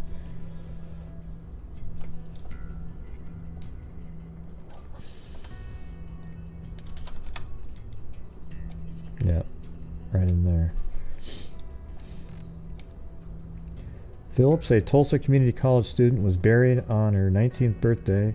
Zingman is a psychologist at the Mabel Bassett Correctional Center at McLeod, also a disaster intervention specialist. She worked at the Alfred M. Murrah Federal Building bombing site in Oklahoma City in 1995 and with victims of an F5 tornado that devastated part of the state in 1999. Even with that background, Zingman is still struggling to cope with her daughter's slaying. She's a doctor, this lady. I went back to work pretty quick, probably for my own sanity, she said. Everyone thought I was so strong, but they don't see me crying in the car on the way to work and crying in the car on the way home. Although the pain of her loss is deepened by the fact that the killer hasn't been caught, she believes the police are working tirelessly to find the killer. I really do know that Jeff Felton, the lead detective, and all the detectives are doing everything they can to solve the case. They are working so hard, she said. That is what is so frustrating. A lot of evidence was found at the scene, and forensic laboratory workers are still sorting through it and creating a profile of the killer, Felton said. Because police are considering the possibility that the killer was a stranger, possibly a serial attacker, Zingman has asked legislators whether they are working to increase prison time for dangerous sexual predators. Let's see. Phillips was found dead on Thursday, but she was last seen alive the previous Monday. Felton said she went to a friend's house near 51st Street and Memorial Drive. Okay. So this is the previous day. To a friend's house over here.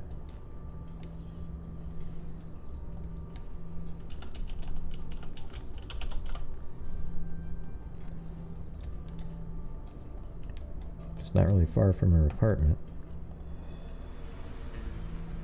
And then they went together to a class at TCC Southeast Campus so they went to a class. This is the day before. So kind of past her house.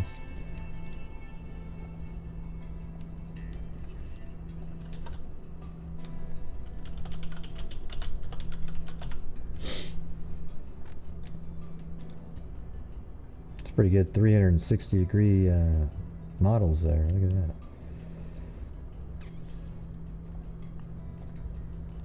After stopping back at her friend's home, she got into her car and drove to her apartment. So apparently she did something like from here. So she probably went from here to her friend's house. Then they went to class. Then they went back to her friend's house. Then she got into her own car again and went back to her apartment. That is the last time anybody saw her, about 9:45 p.m., Felton said. We know she made it home, but she never attended any of her other classes that week. So that means something happened to her that night after 9:45. I just know the further along you get away from the crime, the harder it is to solve. Phillips' killer is found, Zingman said. She would fight against imposing the death penalty. Right. Alright, so then, because there's no articles about her in the paper, in newspapers.com. 5 years after her daughter was raped and killed, Maggie Zingman continues her pursuit of the killer. Brittany Phillips, 18, was found dead in her apartment near 65th Street and Mingo Road on September 30th, 2004.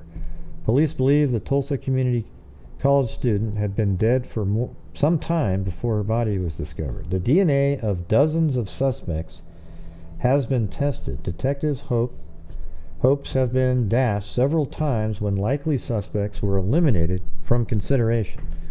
Zingman said she can't believe 5 years have passed since her daughter's death. I never expected my daughter to be murdered, and then it happened, she said. After it happened, I never expected that 5 years later it would still be considered a mysterious murder. But Zingman said what frightens her most is that although police have made significant efforts to keep the investigation active, the killing still has not been solved. They have turned over every stone, she said. They have done everything they could to keep it from becoming a cold case, and that is what scares me. I am starting to realize that we may never solve the case. Because so many Tulsa area suspects have been eliminated from consideration, Zingman thinks the killer might have moved. In 5 trips across sections of the country, she has traveled more than 23,000 miles seeking publicity for the case. So the mother actually has a vehicle with, stickers on it and all kinds of, is driving around the entire country getting her daughter's name out there. And that's the side of the car right there. That's what it used to look like anyways. Daughter's death sends woman on, and so this is actually in Billings, Montana. I mean, it's not even close to, where she's from. It's not even close, so.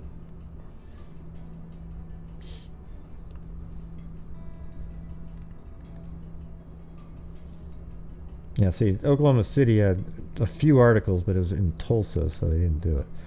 So she's in Oklahoma, and then here's this article from Montana because she was driving around and doing everything she could to get her daughter's name out there all around the country. How far would you travel to track down your daughter's killer? Dr. Maggie Zingman has driven 45,000 miles through 42 states and she's still going strong. Zingman, who lives in Oklahoma, is briefly in Billings on her way through Montana and other western states on her 8th caravan to catch a killer. Her car is actually called Caravan to Catch a Killer. Since October 2007, the petite, sandy-haired woman has told the story of daughter Brittany Phillips to 79 reporters and countless individuals who have seen her uniquely decorated 2009 Nissan Cube. The SUV is covered in a vinyl wrap that features photos of brown-eyed Brittany and information about Zingman's crusade.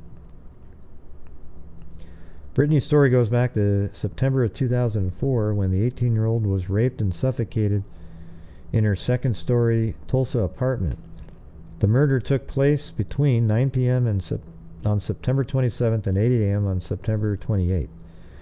Police collected blood and semen samples, but were unable to match the evidence to any suspects. Zingman appreciated that Tulsa law enforcement officials didn't give up, but after 3 years, she was frustrated that the rape and murder hadn't been solved. Zingman's first 3-week trek took her to cities such as St. Louis, Cincinnati, and Wichita, Kansas, where she gave her first 6 interviews. She would email a news release to media outlets, hoping to get the word out about the case to gather clues. Her focus started to shift in the second year of her caravan.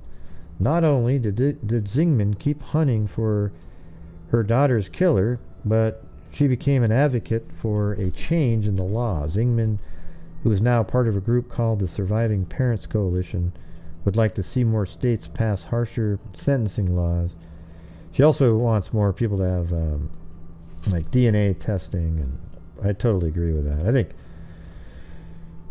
I don't know.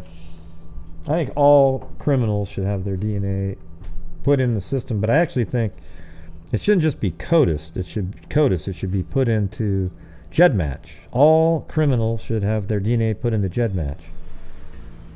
What happened? What happened this time?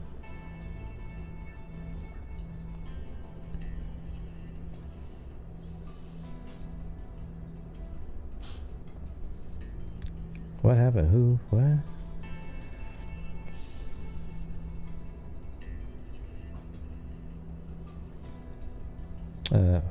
What happened to Bilby's comment?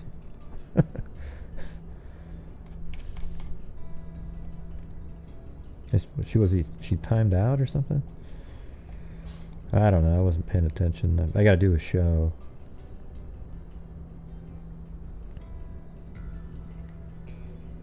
Now, you guys aren't really still talking about politics in the chat, are you?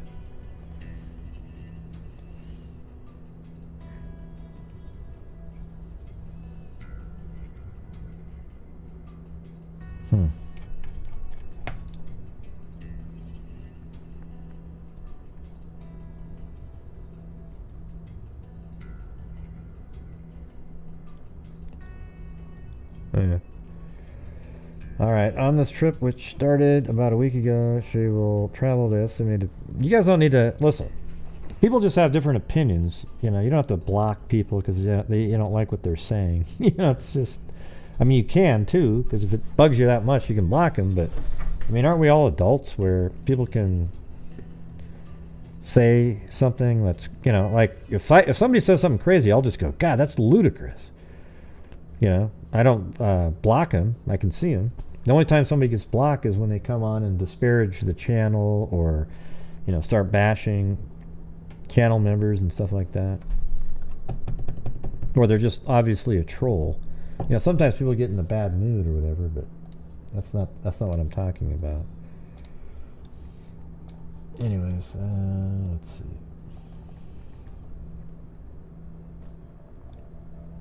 So that was 2011. Then 2013. Now, don't be part of the cancel culture, Like, don't be one of the, don't cancel somebody just for having a different opinion. See, I don't care if somebody has a different opinion. It's when you disagree with their opinion, when they absolutely, and you disagree with it vehemently, they freak out. You know, those are the ones I don't have any time for. You know, it's like, and it's the way you do it too. Like if I say, you say something like, Gray, I think 2 + 2 is 92, and I go, no, it's not.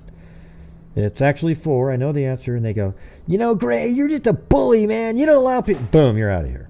Okay, see, that's when it's just, at that point, there's no time for it, right? There's absolutely no time.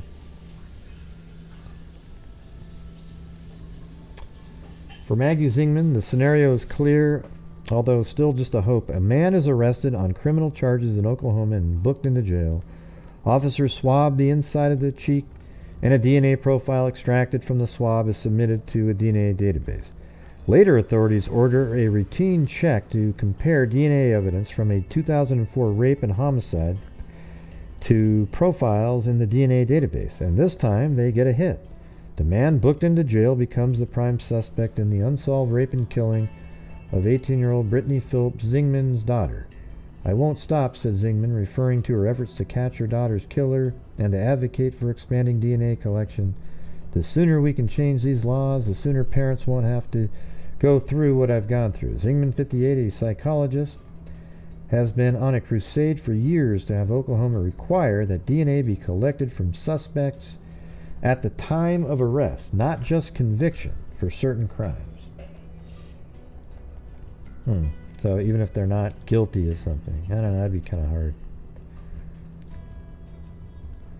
The possibility that the state legislation will pass such a law may be a greater than ever thanks to U.S. Supreme Court ruling that upheld collection of DNA from arrestees. Okay.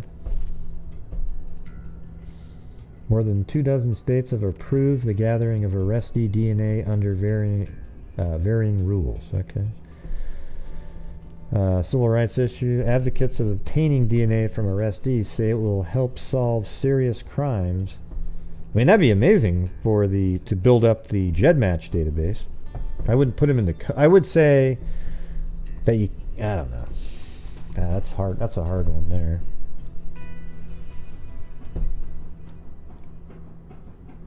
Yes, this story here has nothing to do with the case.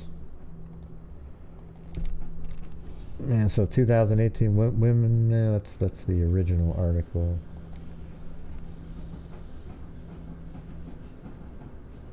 All right, so this is a 2000 person who killed her daughter. We've told you a lot about Brittany Phillips, who was killed back in 2004. In January, told you a company used DNA evidence gathered at the scene to come up with a composite sketch of the suspect. Fox 23. Yeah, well, the one thing though is if you have an argument, it has to be factual. Okay. You know, for example, if people say that, you know, just for example, I'm going to throw it out there. It's another political thing. Everybody turn your head, you know, cover your ears. But if you say that, like, you go, Donald Trump's a racist. Do you see what he did in Charlottesville? As soon as you say that, that means you are an ignorant person. That means you didn't pay attention, you didn't listen, you didn't care about the actual facts of the case.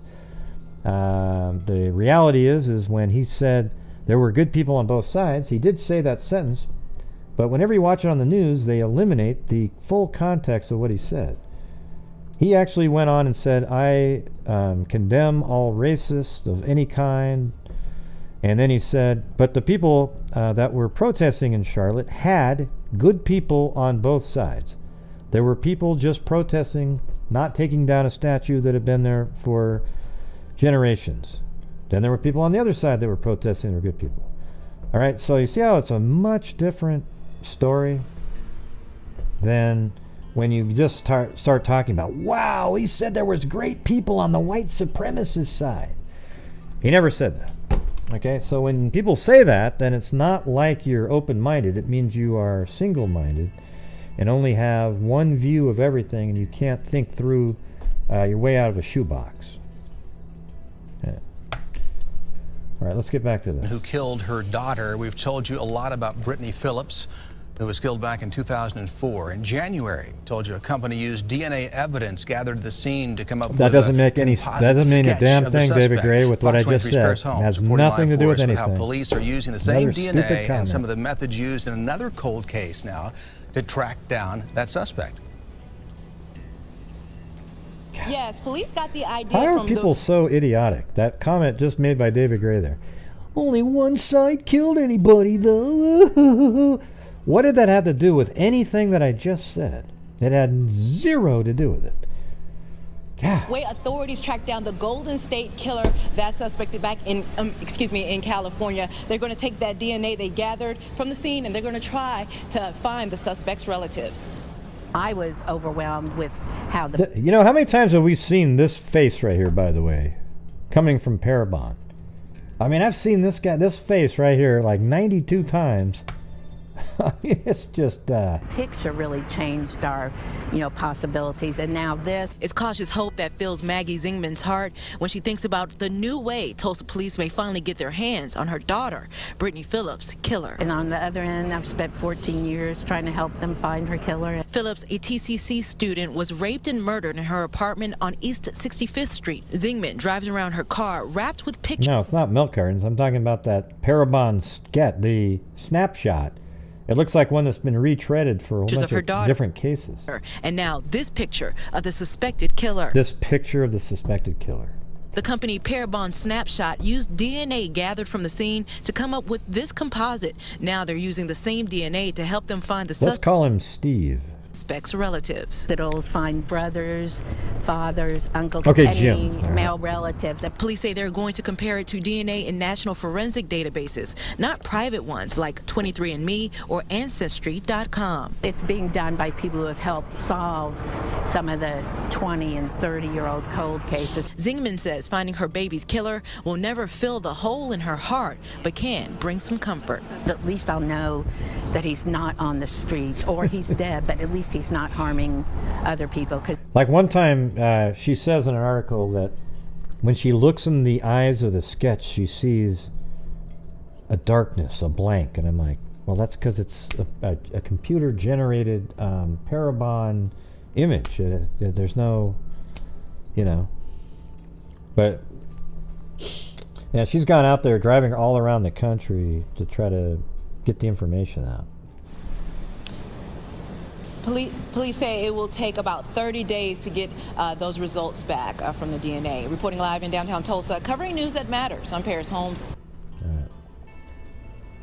And 2019, tip received in 2004 homicide of Brittany Phillips. After 10 years and a myriad DNA test, the Tulsa Police Department confirmed that it had received a new tip on one of the most well-known cold cases. Brittany Phillips, an 18-year-old Tulsa Community College student, was found dead in her apartment at 9416 East 65th Street on September 30th, 2004. Police at the time said a man raped and strangled her, and they believe she was dead for several days. A website maintained by Phillips' mother, Maggie Zingman, says no DNA matches have been made between any suspects screened and evidence found at the crime scene. But Tulsa Police Homicide Sergeant Dave Walker said someone called in a tip to Crime Stoppers, and the detectives think there's some possibility there could be a match. The person of interest's name wasn't released Wednesday night, and Walker said detectives don't yet know how to find him or know if he is in the state. And then this is February 26, 2019. Union High School graduate Brittany Phillips was murdered in 2004, and now a group of Union seniors is studying her case in their criminology class. First, they researched the... I don't know, the ones that are spot on, you almost wonder if they saw a photograph before they put it out, because it's like they have the hair parted on the correct side. Yeah, there's no way to know that. Scene, the evidence, and possible suspects. Then today, they got to meet Brittany's mother. News on 6 crime reporter Lori Fulbright has the story. The teacher of this criminology class wanted to teach DNA, which could be kind of a boring topic, but she decided to bring it. Oh, this lady, she's been all over she's been covering other cases too. I forgot there was one specific one that she was really involved in. We covered it too. Remember we played, she was on there, same blue shirt and everything. It alive by focusing on the real unsolved murder of Brittany Phillips. We may never solve our murder. Miss Anderson's what was the one that was found in that water drainage pipe at a park? Was it that one? No, this is This is one that, God, what was the case? Man. Remember? Every year, the same reporter right here kept following it. The case over and over and over again. Anybody remember that? Yeah, it seemed like it was a woman, a girl. Yeah. Learned that Brittany graduated Union at age 17. She was a chemistry major in Tulsa, living in a South Tulsa apartment when she was raped and strangled. So a smart kid. Studying her case has really hit home. She walked down the same exact hallway that I walked down every day. She was like one of us. Each student created a book about Brittany's case. They learned even though the killer left behind DNA, thousands of local suspects have been ruled out, and there's never been a hit to any of the 1 million people in the national DNA database. They also learned the killer's DNA was used to create this composite sketch of the suspect, but still no solid leads. You didn't know Brittany, but you're her age. Meeting Brittany's mother gave them the personal side of the story. To understand, murders are more than just a list of facts, but each victim was loved, and they're missed by grieving family members. Walking through it instead of away from it is how you're going to heal. Trying not to feel is what can kill you. They even got to see Maggie's vehicle that's wrapped with Brittany's case, and that she's driven all over the country trying to get attention for Brittany's murder, as well as educating people about changes needed to both laws and within the justice system. Not only have these students learned a lesson they will carry with them throughout their lives, now Brittany's case is also being featured in the next set of OSBI Unsolved Murder Cards. In Tulsa, Lori Fulbright, Oklahoma's Own News on 6. Man, I want to know what the name of that case was. What was that one? No, that was a long time ago. We covered it like a couple years ago, it seemed like. You remember her? I remember she was on the scene. And she meets every year on the anniversary. I'm trying to... Let me type just that in right there. Meets family every year on an... I don't know if I spelled that right, but...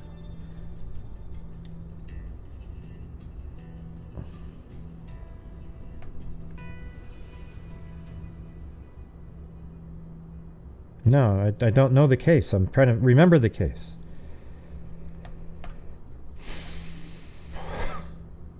Yeah. Lori Fulbright. And then there was a case where every year, I think it was a little girl or something. Yeah, is that the one? Was that the, let me see.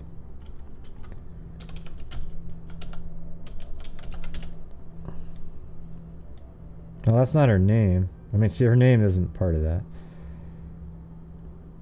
I don't think that's the one. What was the one with the... Is that the case with the girl and the... okay, that's not the one then. It seemed like it was a little girl.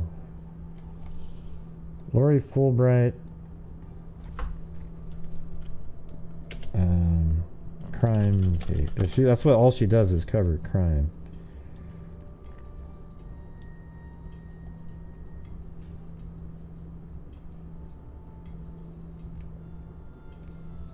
Yeah, now I gotta go sleuth this thing out now.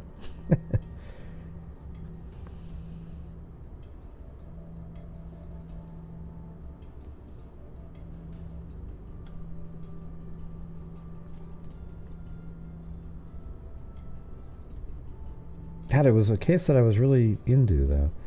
So it would have been in Texas, because I remember really... I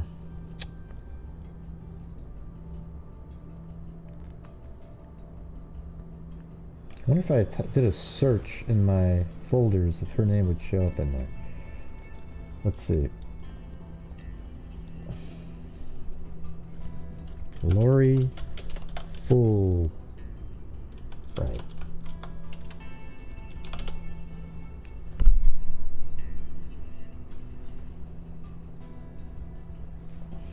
We're not going to make our minimum for the mugs tonight, I can tell you. Oh well.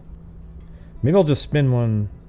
Well, we'll do one anyways for the everything mug.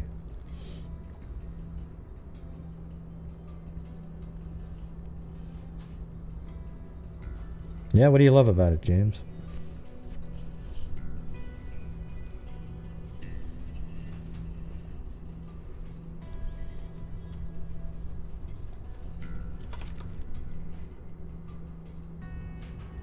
I'm searching through my archives. No. I think this is a famous case. Because I remember it was like every year.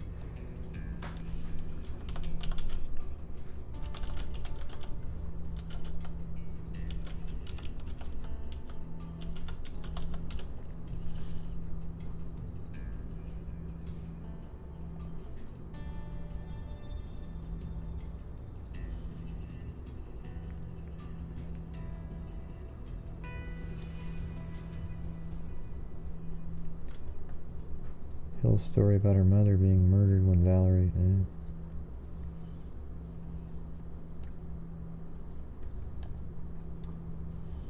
At the family of Rain.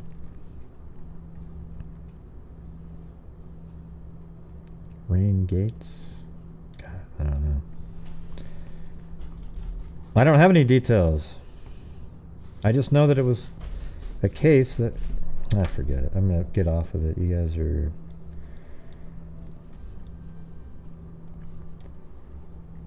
nuts.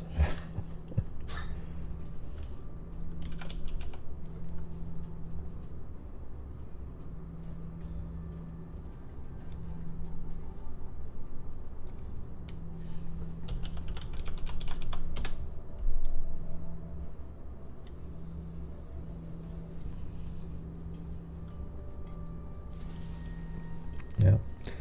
Should state collect DNA from arrestees? I think we already did that one. Let me get back to the article.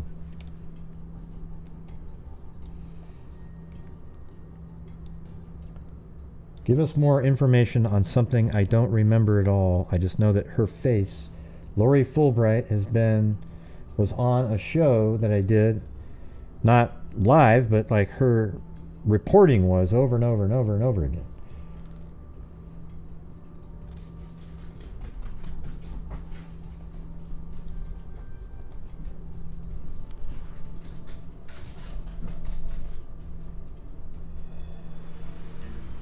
Union High School graduate Brittany Phillips was murdered in 2004, and now a group of Union seniors is studying her case in their criminology class. First, they researched the scene, the evidence, and possible suspects. Then today, they got to meet Brittany's mother. News on 6 crime reporter Lori Fulbright has the story. The teacher of this found Rain criminology Gates a class minute ago, wanted but I to don't teach think that DNA, was which it. could be kind of a boring topic, but she decided to already bring said it that, alive by TTJ. focusing on the real unsolved murder of Brittany Phillips. We may never solve our murder. Miss Anderson's students learned that Brittany graduated Union at age 17. She was a chemistry major in Tulsa, living in a South Tulsa apartment when she was raped and strangled. Studying her case has really hit home. She walked down the same exact hallway that I never walked did Rain down Gates. every day. She was like one of us. Each student created a book about Brittany's case. They learned even though the killer left behind DNA, thousands of local suspects have been ruled out, and there's never been a hit to any of the 1 million people in the national DNA database. They also learned the killer's DNA was used to create this composite sketch of the suspect. I did do that still, one. no solid leads. Let's see. You didn't know Brittany, but you're her age. Meeting Brittany's mother gave them the personal side of the story. To understand, murders are more than just a list of facts, but each victim was loved, and they're missed by grieving family members. Walking through it instead of away from it is how you're going to heal. Trying not to feel is what can kill you. They even got to see Maggie's vehicle that's wrapped with Brittany's case, and that she's driven all over the country trying to get attention for Brittany's murder, as well as educating people about changes needed to both laws and within the justice system. Was it that recent? Not only have these students learned a lesson they will carry with them throughout their life. I mean, I did do Dina and Dean. Let's see, is she in any of these? I don't even know.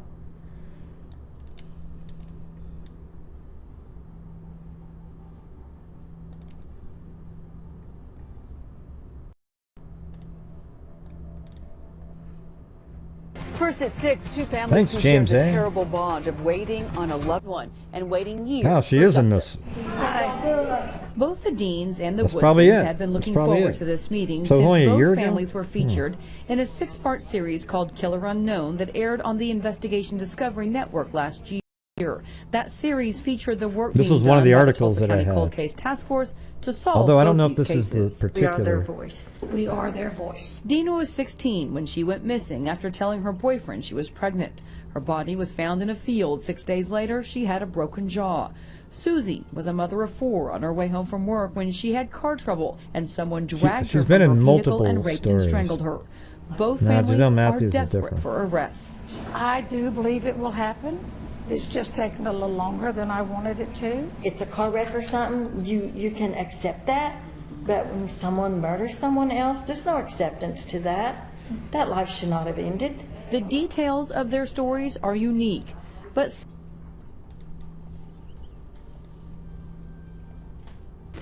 Today is the 20th anniversary of the murder. Dina Dean's parents about her death Yeah. and their need to So get maybe some this is the answers in one, this case. 'cause I- Every year they hope it's the last.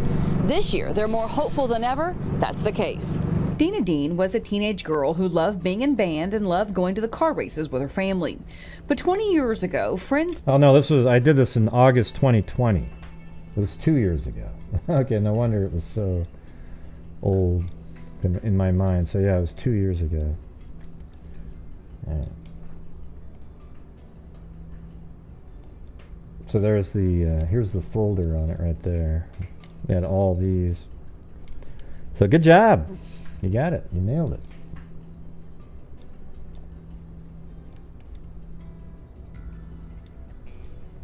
Whoever that was.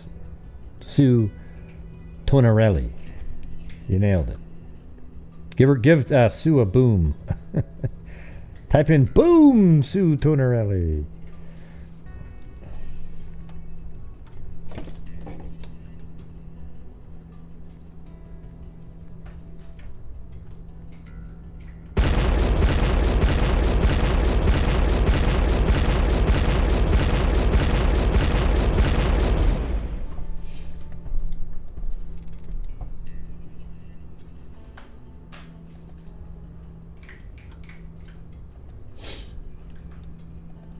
Okay, there's this one. Tulsa police say DNA profile is not Brittany Phillips killer. So, man, I don't know if they found another profile, but look at this right here. See, this article is Tulsa police say DNA profile is not Brittany Phillips killer. So maybe she had a boyfriend or something. If it was like semen that they collected.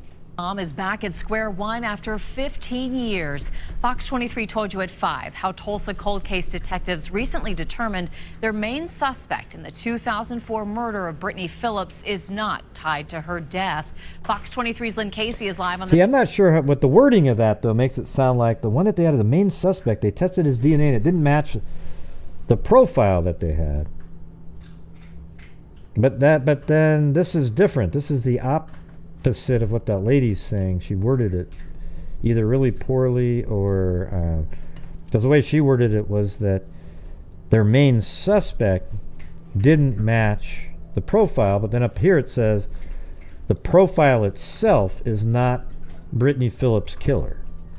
Developing story See, how yeah. Tulsa cold case detectives recently determined their main suspect in the 2004 murder of Brittany Phillips is not tied to her death. Fox 23's Lynn Casey is live on this developing story with how new technology gave Brittany's family answers, Lynn, just not the answers they were looking for. Yeah, right, so I think that they technology did allowed FTG. experts to take DNA found at the murder scene and create this sketch of what the potential suspect might look like. Right, but that's not FGG. Now, all of that information led detectives to this man, but now they say he is not the one who killed Brittany.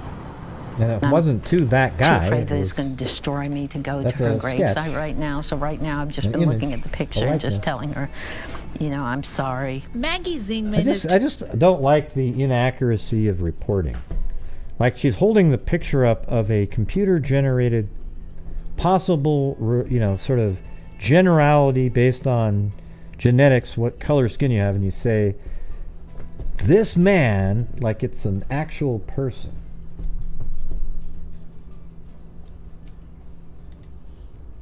telling her daughter Brittany Phillips she's sorry because the man they thought was her killer is no longer a suspect. Maggie's still trying to wrap her head around this development. We've done this for 15 years and now I'm going to die,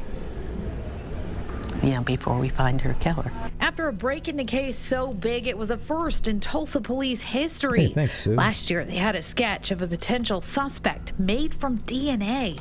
But after investigating, detectives say he's not their man. It just breaks my heart that we got to this point. We thought we were there, and all of a sudden we're not. Cold case detective Eddie Majors says when the DNA led them to the man in the sketch, they interviewed him. The man in the We went and sketch. corroborated that and talked to another person who vouched for him, and yeah, that's what he told you is accurate. Yeah. For now, Maggie says it's going to take a while to get used to having. Wait, what? They interviewed him.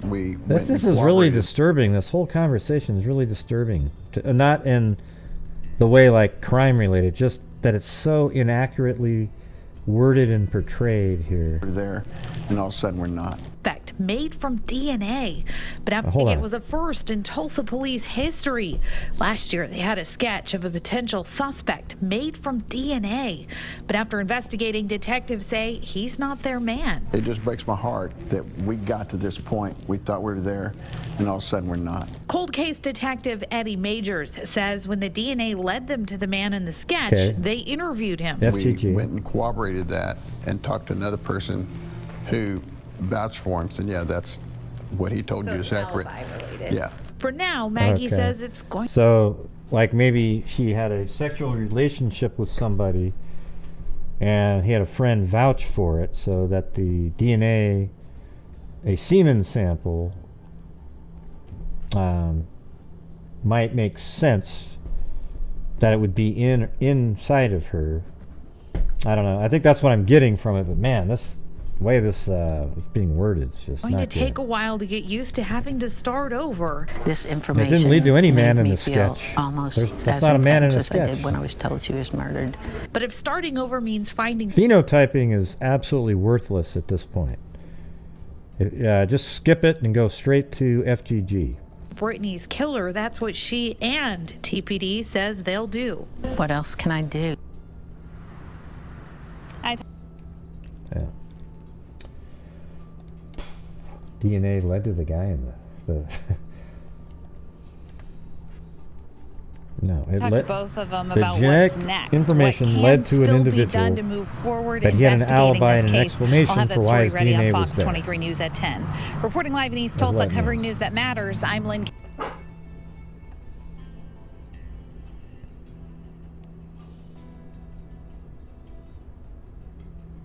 Maggie Zingman has been traveling around the country. This article is from July of last year.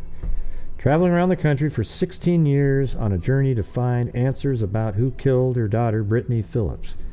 I've traveled 260,000 miles, which is equivalent to going around the Earth 10 times. Through 48 states, Zingman said. What, she didn't drive to Hawaii? Phillips graduated from Union High School and went to college in Florida. After her first semester, she got homesick and moved back to Tulsa. She enrolled at Tulsa Community College and got her own apartment just across from her old high school. We had never heard about anything bad happening, Zingman said. But months later, something really bad happened. It was September 2004. Tuesday, the 28th, I tried calling her. Didn't get an answer, Zingman said. Tried calling her the 29th. Didn't get an answer. Zingman got worried and left a desperate message, but never heard from her daughter. A few hours later, a knock on the door woke Zingman up. The officer on the other side of the door told her Phillips was dead. Tulsa County Sheriff Vic Regaldo was a homicide detective with Tulsa police at the time. Regaldo said Phillips likely stalked her before. Regaldo said Phillips likely stalked her. I don't know what that means. Who the hell's Phillips? I mean, no, Phillips is Brittany. I mean, that's her. But why are you saying Regaldo said Phillips likely stalked her before? that make any sense in what we just said? Told Phillips was dead. Tulsa County Sheriff Vic Regaldo was a homicide detective with Tulsa police. Regaldo said Phillips has likely stalked her before. It just doesn't make any sense. Whoever murdered her that night more than likely had seen it. So what it should say is Regaldo said Phillips's killer likely stalked her before. But they were missing a word or something. I already read it again. It just says Regaldo said Phillips has likely stalked her before. That doesn't make any sense. So it should say Regaldo said Phillips's killer likely stalked her before. Whoever murdered her that night more than likely had seen her before and knew that she lived in that apartment. Regaldo came up with 276 suspects who either lived in or near the apartment complex. I'm talking thefts of women's underwear. I'm talking of peeping toms. I'm talking of rapes, Regaldo said. In 2019, DNA led to a possible suspect. However, that person was cleared. So that means they're, man, I almost want to ask that. I mean, I don't know if they'd answer. So anyways, that was July. This is Caravan to Catch a Killer returns the road after 2-year pause. So this is right now, like highest profile cold case 2 weeks homicides. ago. I'm Shay Razi. And I'm Sarah Whaley. Glad you're with us tonight. Fox 23 has covered the work of Dr. Maggie Zingman for years. Yeah, I'm not sure what you're saying. The reporter said DNA led to the man in the sketch. Hey, Bilby, what's your deal? Every time Jeff says something, you're like, "Yay, Jeff!" Listen, Jeff isn't your biggest fan, okay? So I don't know what the hell you're talking about.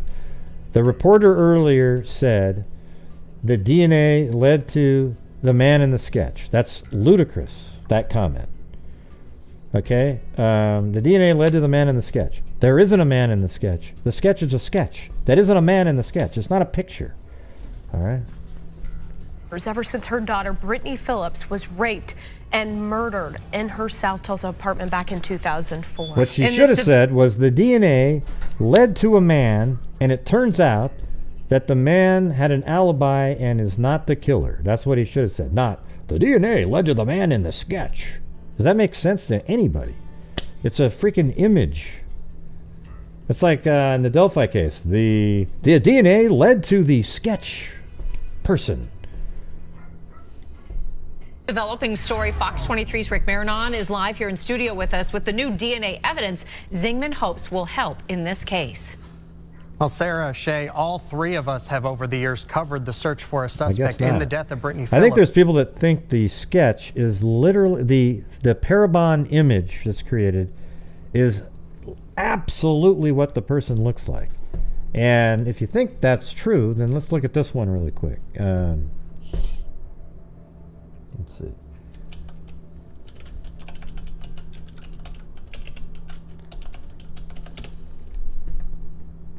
All right. So this is, I guess that's John Miller when he's a kid right there. This is John Miller the killer, and we're going to go ahead and do the John Miller phenotyping. I mean, John Miller looks like a cave troll. All right, so that's the image they gave of John Miller right there. See that picture right there? Yes, it had the right color eyes, the hair, and everything like that. But look, I don't know if you can see him on the screen, but look at this guy right here compared to this. He doesn't look anything like that. You see that? Not even close. That's John Miller, the cave troll, with 4 front teeth. I mean, if he can speak, I'd be shocked. No, he actually isn't really. It turns out he wasn't dumb. And then you look at the phenotype image, and look at that. Wow, that doesn't look anything like it. In fact, there isn't one similarity. So that's how accurate those are. All right? Awesome. But one thing you'll notice differently, especially about Mom's vehicle this time around, there are fewer pictures of Brittany in her childhood and more photos closer to what Brittany looked like before she was killed. Yeah, I know that's what was said, Jeff Fiedler, and I also said that that's what was said at the time. She said the word sketch should not have been used in it. Do you get what I'm saying? Yeah. So you repeated exactly what I said 9 times. I said exactly what she said, and it wasn't accurate what she said. They weren't looking for the guy in the sketch. They were looking for the person whose DNA profile was found at the crime scene, and when they found the guy, it turns out he had an alibi. You know, like maybe he was somebody that she dated or something, and that was it. They said it turned out not to be the killer. I'm not sure what the little weirdness is tonight. It's really kind of strange. Like, we don't need to have something repeated that was already said. Maggie says by sticking to her more grown-up pictures, she hopes to trigger. I know, but it was like 30 minutes before, though. Are you guys on rewind mode, though? Maybe that's what the problem is. Okay, so you're saying he's agreeing with what I'm saying. Okay, well, it was weird because I had just said it, so it's not like you need to... It sounds like it's correcting something. Better memories of those who knew of her daughter and Thanks, knew Cairo. what What's happened to going her on, daughter man? Closer to her death. How's the travels going? This year will be 18, and that just it just is killing my heart. Her goal is to get her daughter's face out there for all to see. But over the last 2 years dealing with COVID precautions, she, like so many Obviously, Bilby. You're such a wise person, Bilby. You're so interesting. Everybody just pause and read Bilby's comments. They're always fantastic. Hardly saw anyone's faces for a while during the pandemic. Obviously, he shouldn't have responded. In our homes, I understood the necessity of that, and so I just sort of rolled with the punches, as I've learned to do with her murder for 17 years. But it has been frustrating because I feel, when I don't have a voice, her memory dies. Now Dr. Maggie Zingman is getting back out on the road again, and the caravan to catch a killer, her daughter's killer, will once again crisscross the country. She tried to hit the road again last fall. So she changed the pictures from the little kid to put her daughter. I don't know. Man, it's just, it gives her a mission, But the death of her father on the same day Brittany was killed was tough to take. I don't let anything deter me. I can't. I'm going to do this even if it remains unsolved till... I mean, they are saying that the DNA is starting... They are able to get some facial shape information out of DNA and stuff. But it's just never going to know. How are they going to know how you cut your hair? Or, did you get, at birth, did a truck run over your face and you lived and half of your face was missing? I mean, it's not going to know that, so. I die, which I hope not, but I'm 67. Well, how are you doing? Are you losing ground or are you making up ground, Cairo? And Jeff Fiedler, if that's what you were doing was just emphasizing what I was saying, then I appreciate that. It just seemed like it was like I had just said that, so there's no point, right? So, all right, let me just do this. I'm going to keep doing this regardless of cost, regardless of, anything. Maggie will hit the road this week headed to the Midwest It's like and the East Coast. Full moon night or hoping something not like just that? to spark a memory in someone's mind about her daughter Brittany Phillips' murder. That's right. In her South Boom. Tulsa apartment in 2004. But Maggie is also meeting with other people who've lost someone to violent crime to help them move forward and find resources too. This is a family that we'd never choose, ever, to become a member of. But once you meet family members, there's just this connection. But it's not just a new road trip. There's also new DNA evidence. So and new new eyes DNA. looking over things one more time. The Tulsa County Sheriff's Office called... How could you not have DNA from a scene like that? I mean, this is like... So maybe they determine it... I don't know if there was 2 samples of DNA inside of her. I mean, when they say she was sexually assaulted, they must believe that. I don't know, man. It's pretty interesting what's going on here. I don't know if whatever strangled her, is that item still around? Very Case weird. unit is now teaming up with Tulsa police to look over everything again. For some, it will be the first time they've seen good. the evidence. And Maggie hopes fresh eyes will find overlooked details. We went back to ground zero, which almost killed me as much No, as that when doesn't Brittany mean died. that's not it was necessarily like what that saying means, Ange. everybody we've ruled out still could be the killer. In 2019, police announced a new DNA profile released to the public turned out not to be the killer. Maggie says though she still believes the DNA profile has value in the case, she and everyone else I feel think sometimes they look they're at the still back at step situation and one, deem it trying to sexual learn assault, anything they especially can. if they find semen. Now, while she was off the road, Maggie created new social media. For example, if you want, let me just say this: if you went into a scene and you saw a woman who was nude, her shirt pulled up over her head, and her panties down to her legs, you find semen inside of her, and she was strangled to death. Do you have to? It wouldn't matter if there was any tearing or anything like that. You would immediately assume that it was sexual assault, right? You would assume it, and then only after they did DNA analysis later on, when it became available, were they able to say to themselves, "Oh wow, geez, that was probably your boyfriend." And maybe this guy never got going or whatever happened. You know, who the hell knows? But you can't sit there and say it must have been rough sex. That's why they're saying that. That doesn't make any sense. What does that even mean? Ange text said. All right, here we go. Accounts to share her daughter's story on things. She's now on TikTok. She also has done numerous podcasts, one of which would paid for the latest round of DNA sample testing. This week, obviously, with the PGA in town and numerous people being in Tulsa from all over the country and around the world, she will be driving her car here. So that was May 16th. Through the nearby crowds as they try to get into the tournament, hoping someone will get a glimpse and knows something and will give her a call. Yeah. And there's a website out there. It's going to be in the description. It has tons and tons of, you know, like you can go through all these different things. Different articles, and she has like a timeline. Some of it's not really filled out or anything. Like you go to this one, there's nothing there, you know. Well, I guess there's a couple things. It'd be cool if it went back to 2004. My thanks and respect, Gray. Heart, smiley face. Well, thanks, Vale. Appreciate it. Vale Star. Yeah, I'm just a human being. Sometimes I read stuff wrong, sometimes I read it right, sometimes I just get tired of all the stuff going on. You know, it just, the whole politics conversation threw the whole show off.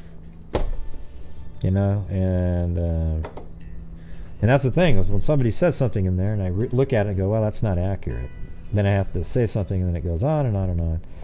But we got to try to, you know, every once in a while I bring it up because it's actually related to what we're talking about. But just the general random, I don't want to do that.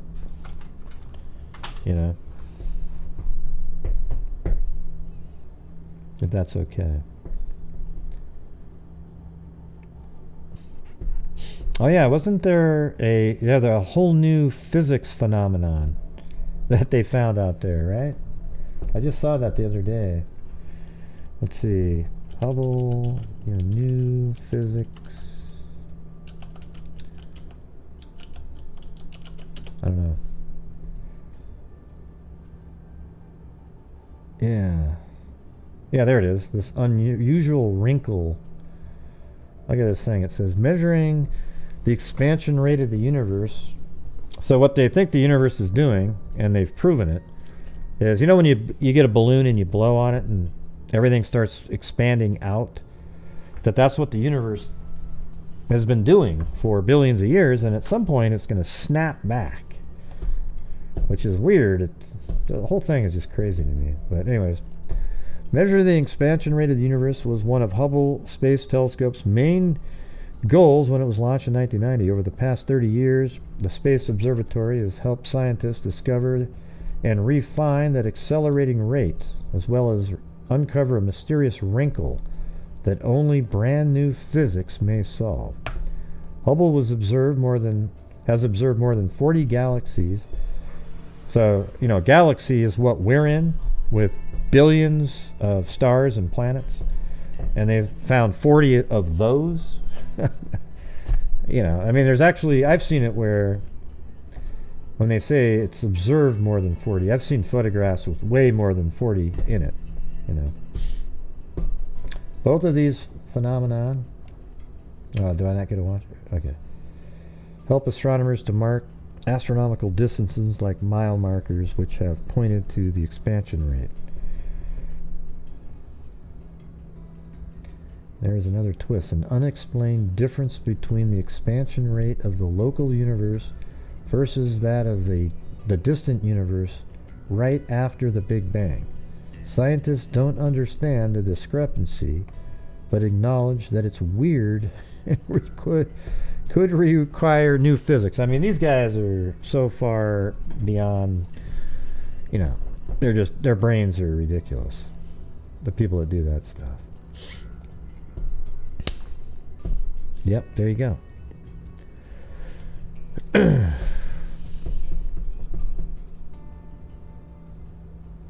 Well, anything interesting, you guys, out there?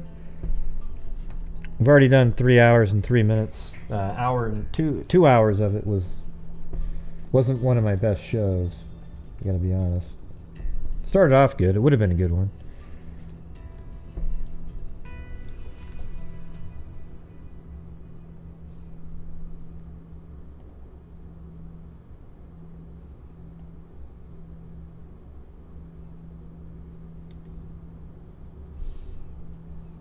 Yeah, I had that article that you sent me. Somebody sent me, Colin sent me the Mary B. Maybe. I already read that article. Yeah, all the updates, different things. But anyway, sorry for, you know, getting into the politic realm again for all the people who hate it so much.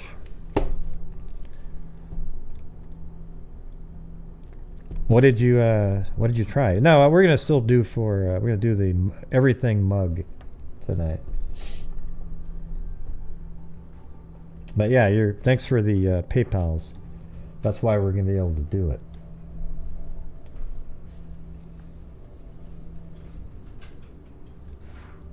Thank you, John Wolf. It's a house.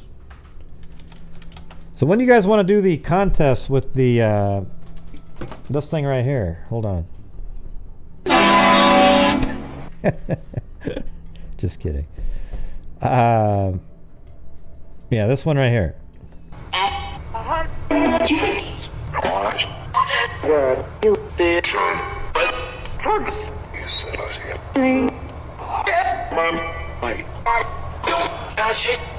Okay. So should I make like a, you know what I should do? Let me just play it. Everybody, well, I was about to say everybody be quiet as if you're yelling into the thing. All right, I'm going to turn this off. And then I'm going to make a clip of this. And then I'll post the clip. And then you guys will have a contest. And you have to come in, or either record yourself, or you come on, and you have to imitate the sound effects that are right here. Have it memorized. All right, so here we go.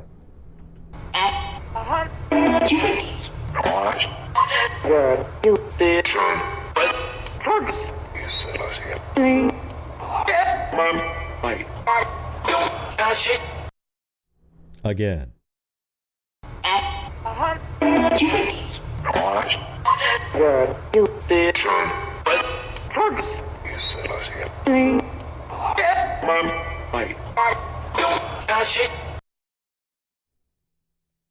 Now, I don't know about you, but it definitely said batshit at the end there.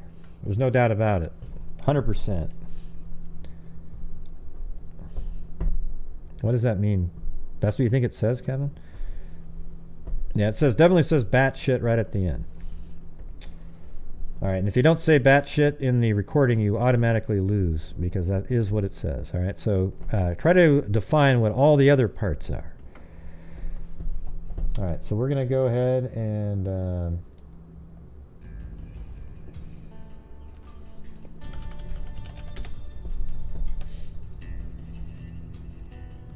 got to get the dog bark in there too.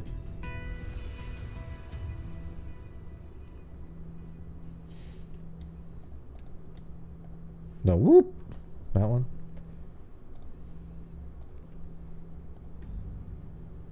Alright, just a second. I gotta get these all in here.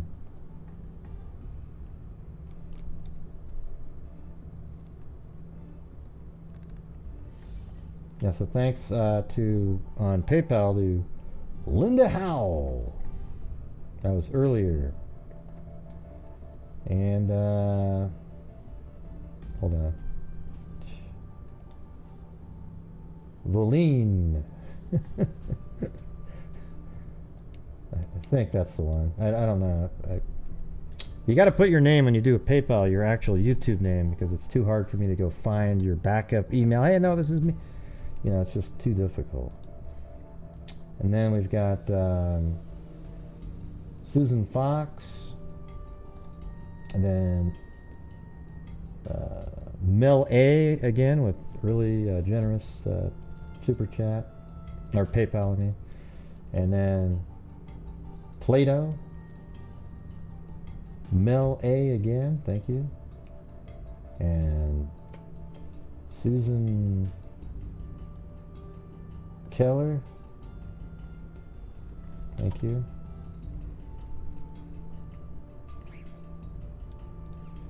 And then John Wolf said this, it's a house. And Mel A again. All right. Yeah. I've already. So you want a third? How about some other item off of Teespring, Mel, instead of another sketchbook or whatever you want to call it, another notebook. I'll just send you something else. Let's see. Then also Miss Angels.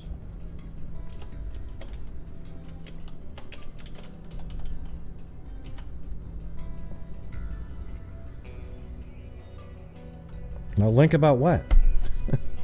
I'm doing something else. I'm ending the show now. Alright, so thank you everybody. Really appreciate it. Let me get to the PayPal ones now.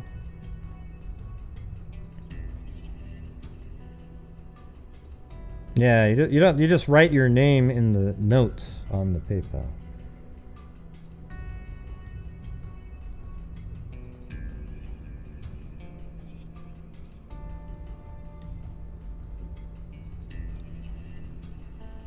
But I'll check the link out later. Maybe add it to tomorrow.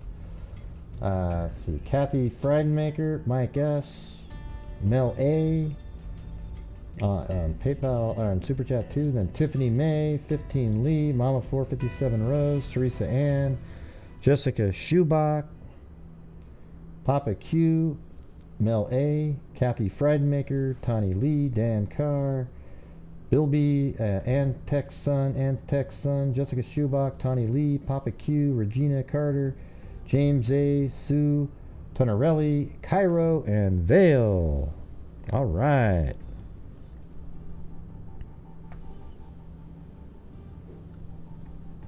I don't even know what you're talking about. What case, though? What are you talking about? God. Yeah, well, you might have heard shit, but if you don't say bat shit, you can't win. All right, let me see, because that is what it says. So it's bat shit. Here, I'm going to pause the show now, and I'm going to go look to see what the link is. But what she normally does, if I don't see it right away, she deletes them. Let me see. Man, what is this? It's just another.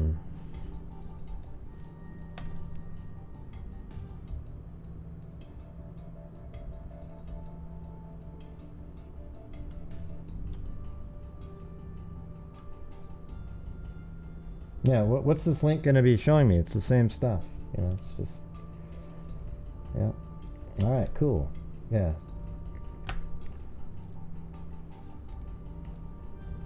What did you want me to do with the link that you sent me? Go over it? We just went over the whole case in the articles and everything. All right. Man, tonight's just crazy night. I have no idea what's going on. Very strange, very odd.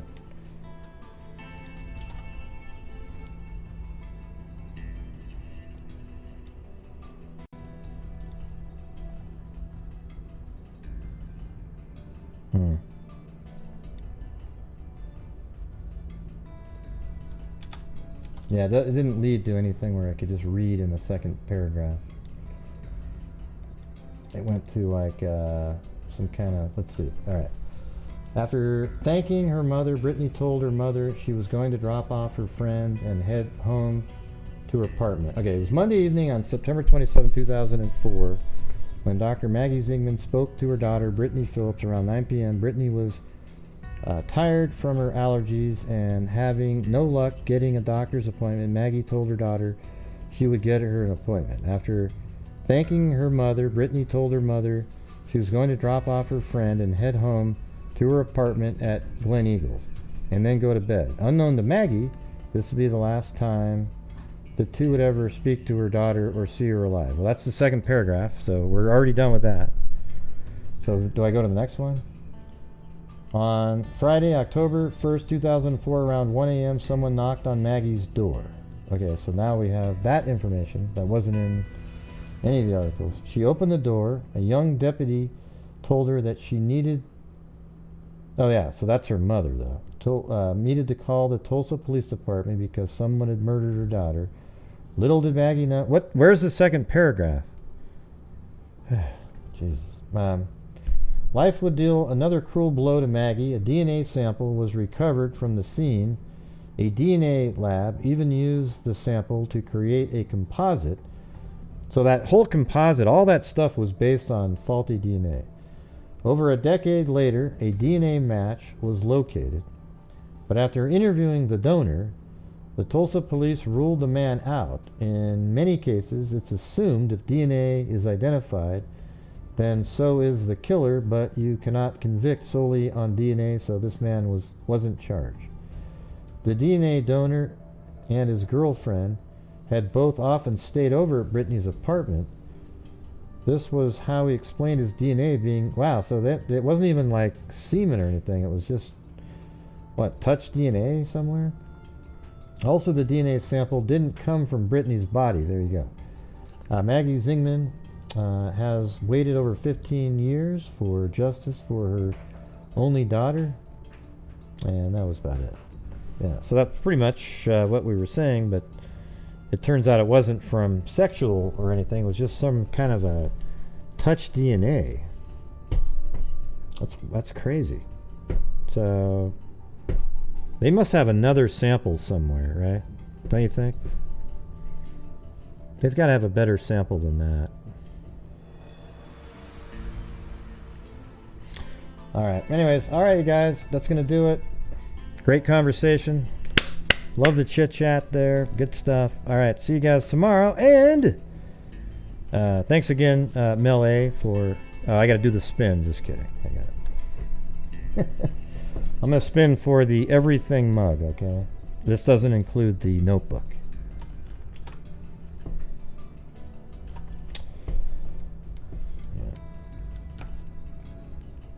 We didn't even get to, we didn't even make it to 70% on the YouTube side.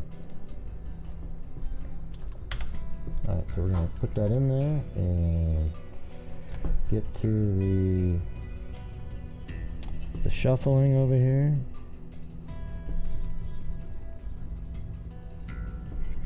I don't know. If it's not, why a wall? Why'd you choose a wall there, Zozo? Oops, I'm spinning it without shuffling. This is gonna be it. And the winner is Susan Keller. All right. There we go. There we go. There we go.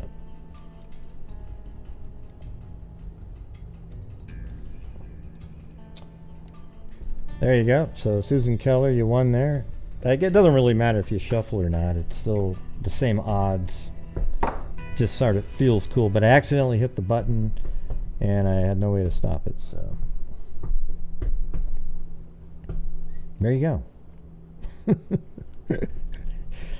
Oh man, I almost feel like putting this one on members only. It just sucked.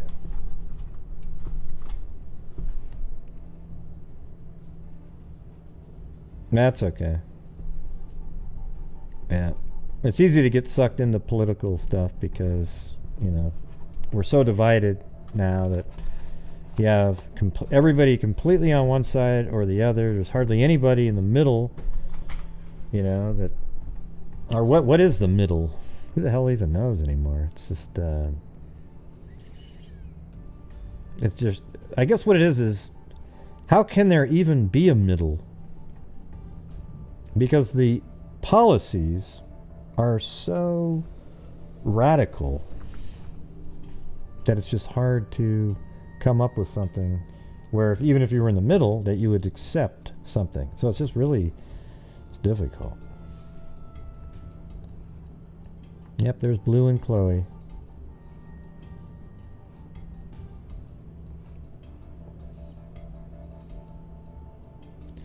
Don't worry, Bill B. Everything will be okay tomorrow.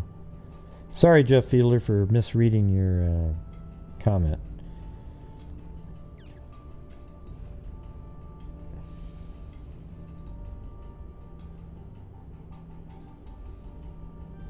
But, hey, Mel, you got to send me the new case that you're going to look at.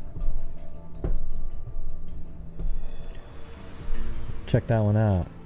Is it a missing person one? If it is, you should put it into the missing GHI The Missing Network on Facebook. That's the one that like Sarita and Zozo run over there. Good day, mate. Good day, mate. How about that? Does that sound good? Good day, mate. Yeah, that's what I've been trying to do. I used to be really into politics until I just got so... It's overwhelming now. It's been that way since about 2008. Just absolutely diametrically opposed viewpoints on everything. It just gets to a point where it's kind of... It's pretty difficult.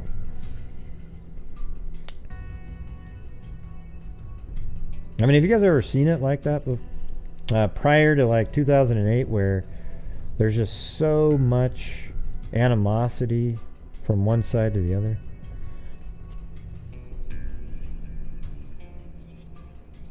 Yeah.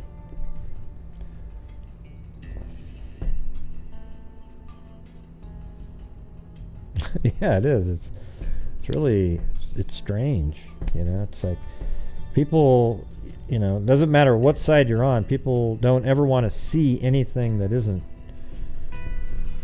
good, you know. It's just like at certain times you got to say, well, that, you know, that just wasn't good, but maybe weigh out everything and ask yourself, was something overall better for me? Like, here's what I'd want. If I had a president that I hated, I didn't really like. I didn't like their personality. You know, hate isn't the right word. If I had a president that I was just like, God, can't stand this guy. You know, just over and over and over again. But I realized that, man, everything's going great. All of the policies that they put in place, I like. The stock market's doing well. The economy's kicking ass. Our country's doing better. Everything's doing better. Would I overlook that, the fact that I don't like the person, so that I can just like somebody and they come in and wipe the country into oblivion, but at least I like them now? See, I don't know about that. I don't think I could do it. You know, it's just a weird mindset. So I think that's where we're at. We're at a place where people hate so much on one side that they're willing to just sacrifice the entire country so that that guy isn't there anymore, and they'll have the guy that they like in there. Yeah, it's weird, you know. It's a weird feeling. Yeah, I don't know what Chloe's a weird individual, you know. She is, like literally you can drop her out of the sky onto the bed or something, and however she lands, she'll just stay right there and start sleeping. There's no adjustment. There's no like, hey, let me get my hand over here. Let me, you know, she just hits the ground like a wet blanket and lays right there.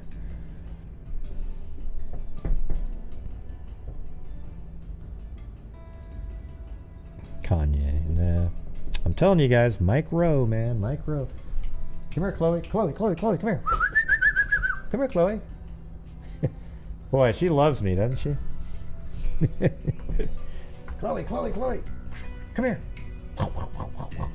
Chloe. Come on. Come here, Chloe. Hey, there you go. You saw it. There it is. Hey. What, you're licking the mic? Say something.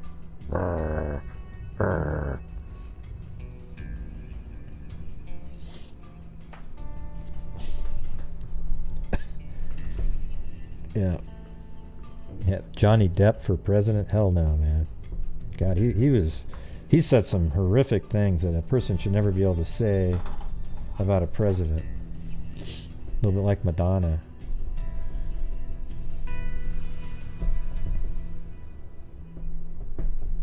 Yep. Yeah, she's pretty calm. Blue's a little bit more stressed out. They do get along really well, though. I remember at first Blue was having a hard time. He couldn't do it. And thanks everybody for the people that got the sketchbooks too. Appreciate that.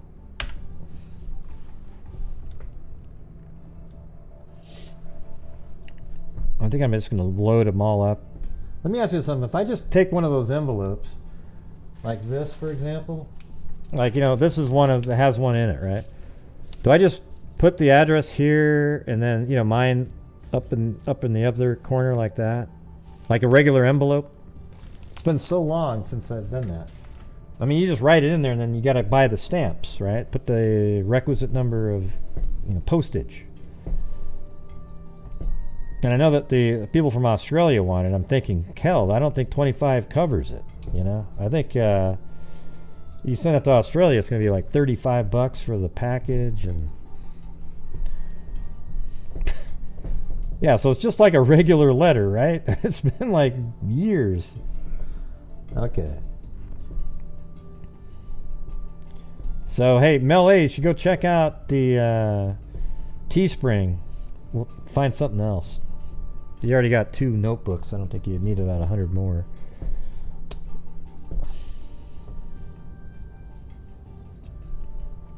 That's correct. Yeah, but when I went there, they don't let you print out unless you do priority mail, Dan. That's one of the things I don't like. You can't print out first class mail, which means absolutely nothing. It's not like it's high level, it just means it's basic.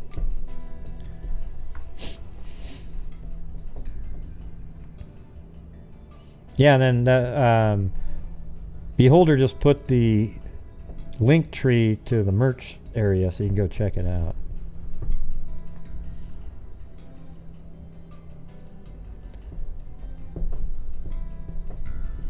Are you live, Sabrina? What did I do this time? What did I do?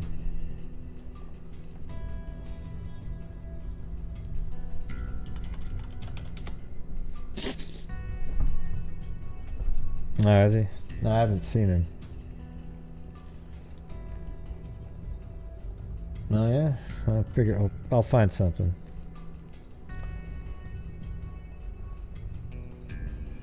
I guess you'd have to tell me what size, like if you wanted a clothing item, you'd have to send in an email like what size or something. Believe it or not, I can't tell what size anybody is by looking at that little tiny circle icon on the screen.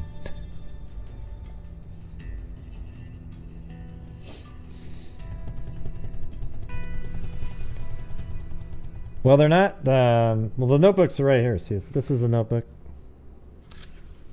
You know, it's got these pages on it with, you know, there's, I don't know, 30 pages or so. You know, and then it's just kind of nothing on the back. And there's a pen holder, but if the pen holder breaks, you just, like, I would just put the pen up like in like this, you know, something like up in the book itself. You know, there's higher end notebooks that you could get, but they cost like, you know, $10 a piece or something. And I these were mainly what I brought to CrimeCon. I just bought another box of them. When you go to CrimeCon, you don't bring stuff that's like, you know, high end anything.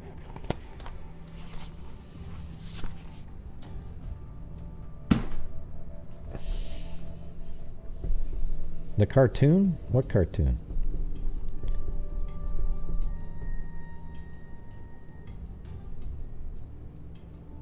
To order. What do you mean?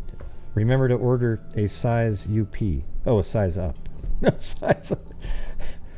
Yeah, well, hey, if you can show me where I can actually get first class mail on the USPS site, let me know.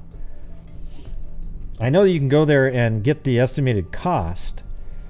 And then if I had stamps, I could just put the stamps on and put them on my mailbox and call it a day. I mean, it would be simple. So, I mean, you could actually put like 10 stamps on there or something. I mean, it would just look weird, but maybe I'll do that. I'll just buy a bunch of stamps or something. Because I think the cost for me is something like, well, I don't really actually know, because I have to buy the envelope, the stamps, and the,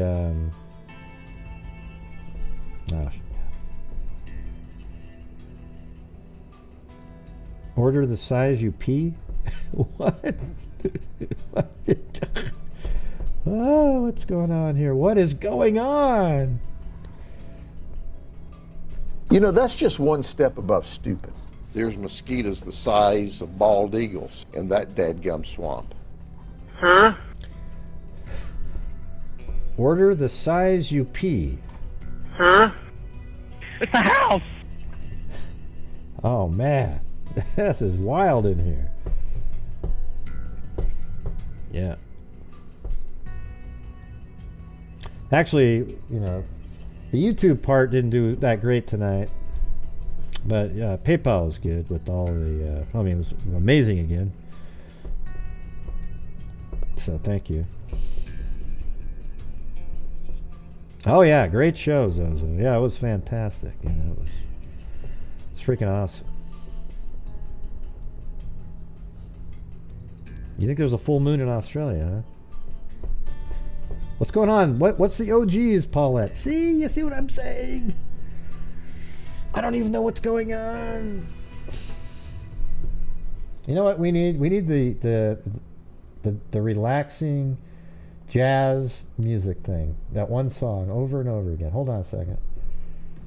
Here we go.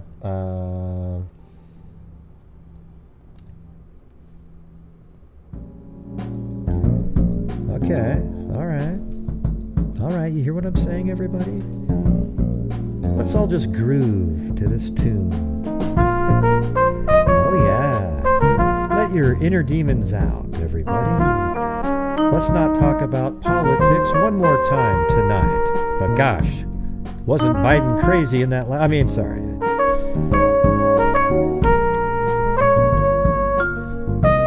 Hey, look at that. Chrissy, hell, we might even make it.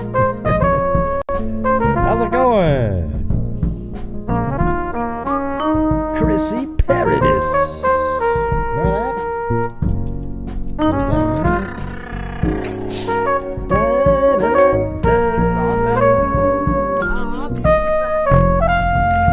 that? Oh, yes.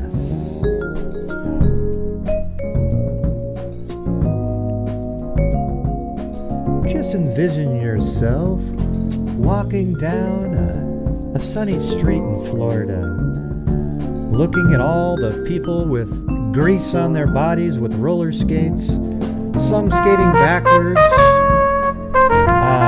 Nah, that doesn't help. That doesn't help.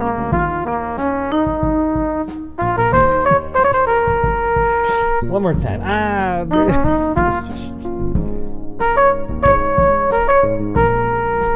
don't know which one it reminds me. It's a little bit like you're watching The Love Boat or something.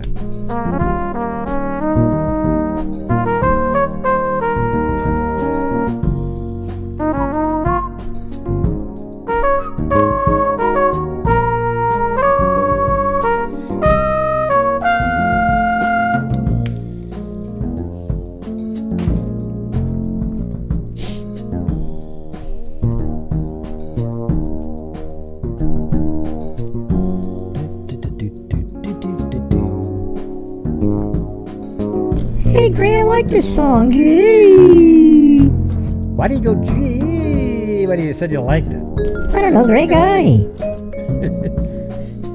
I'm doing pretty good. It looks like I'm not saying it. I think Mary Lou is actually another person inside my brain. Is that schizophrenia or what is that?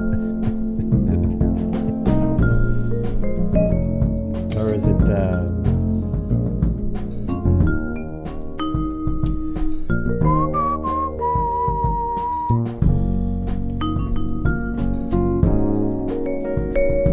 oh yeah?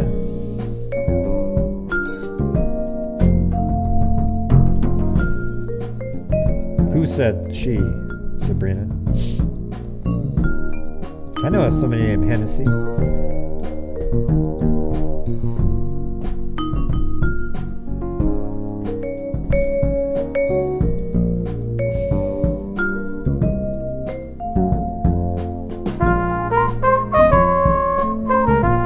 Time for a blunt.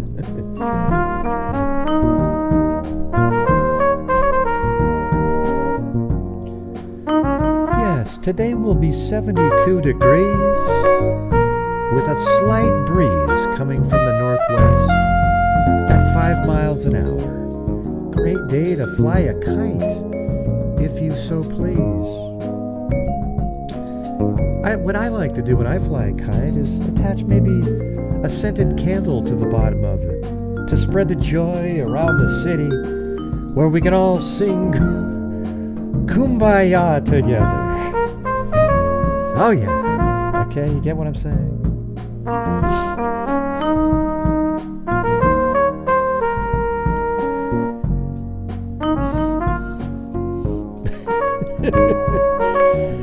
And if you believe that, I've got some swampland to sell you.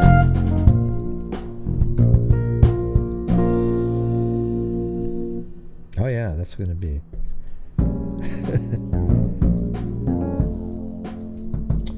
Yes, thinking of taking a trip to Idaho? Well, think twice. Today it's going to be 42 degrees with 45-mile-an-hour winds. Very cold and not fun at all. If I was you, I would head down to Salem, Oregon, which is the most boring city on the planet, but it's 75 degrees and no wind at all. Much better. Da-da-da-da. There's actually a town in Oregon called Boring, and believe me, it matches it perfectly. Oh yeah.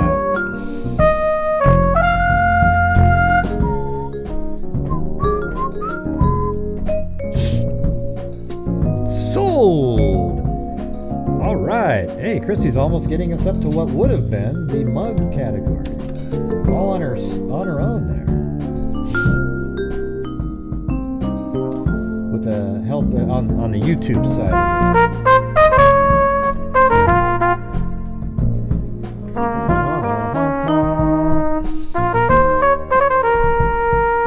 Sold. Hey, by the way, what's going on in your picture there? I always think you have like headsets on and you're at like a radio station or something.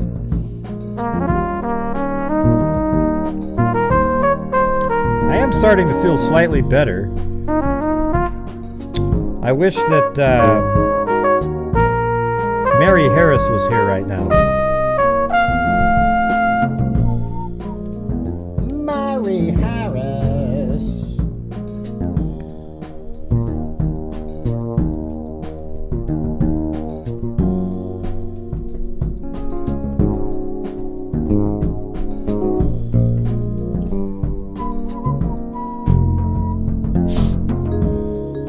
Oh, come on, Mel.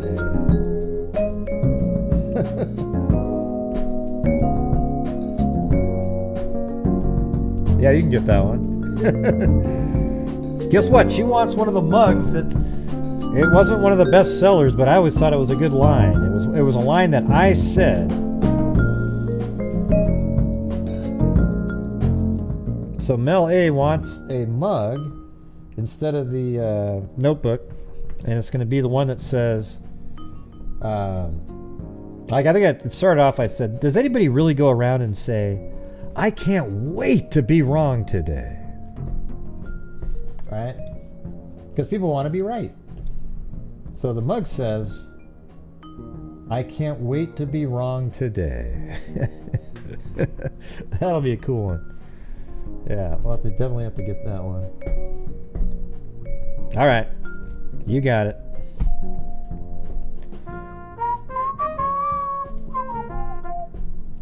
I was just giving you the origin of it. Are there people really out there that say, I can't wait to be wrong today? I think it might be Jeff, actually.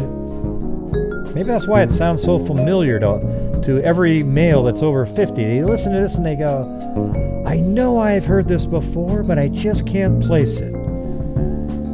And then what you do is you cut to a shot of a doctor putting a sigmoidoscope up your, after you've been put under.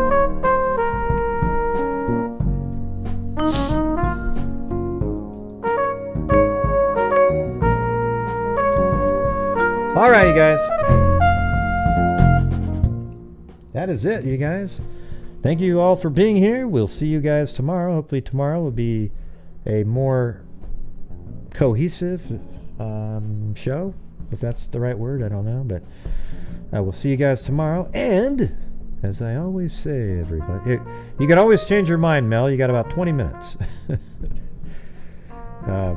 Anyways, we'll see you guys tomorrow. And as I always say, everybody, until next time, be safe out there. And a 2, and a 3, and a 4. Yeah, I've been doing this true crime thing for quite a while now. And during this whole time, I have not seen one person that is a crime dissector, flag rejector. I'm a certified human lie detector.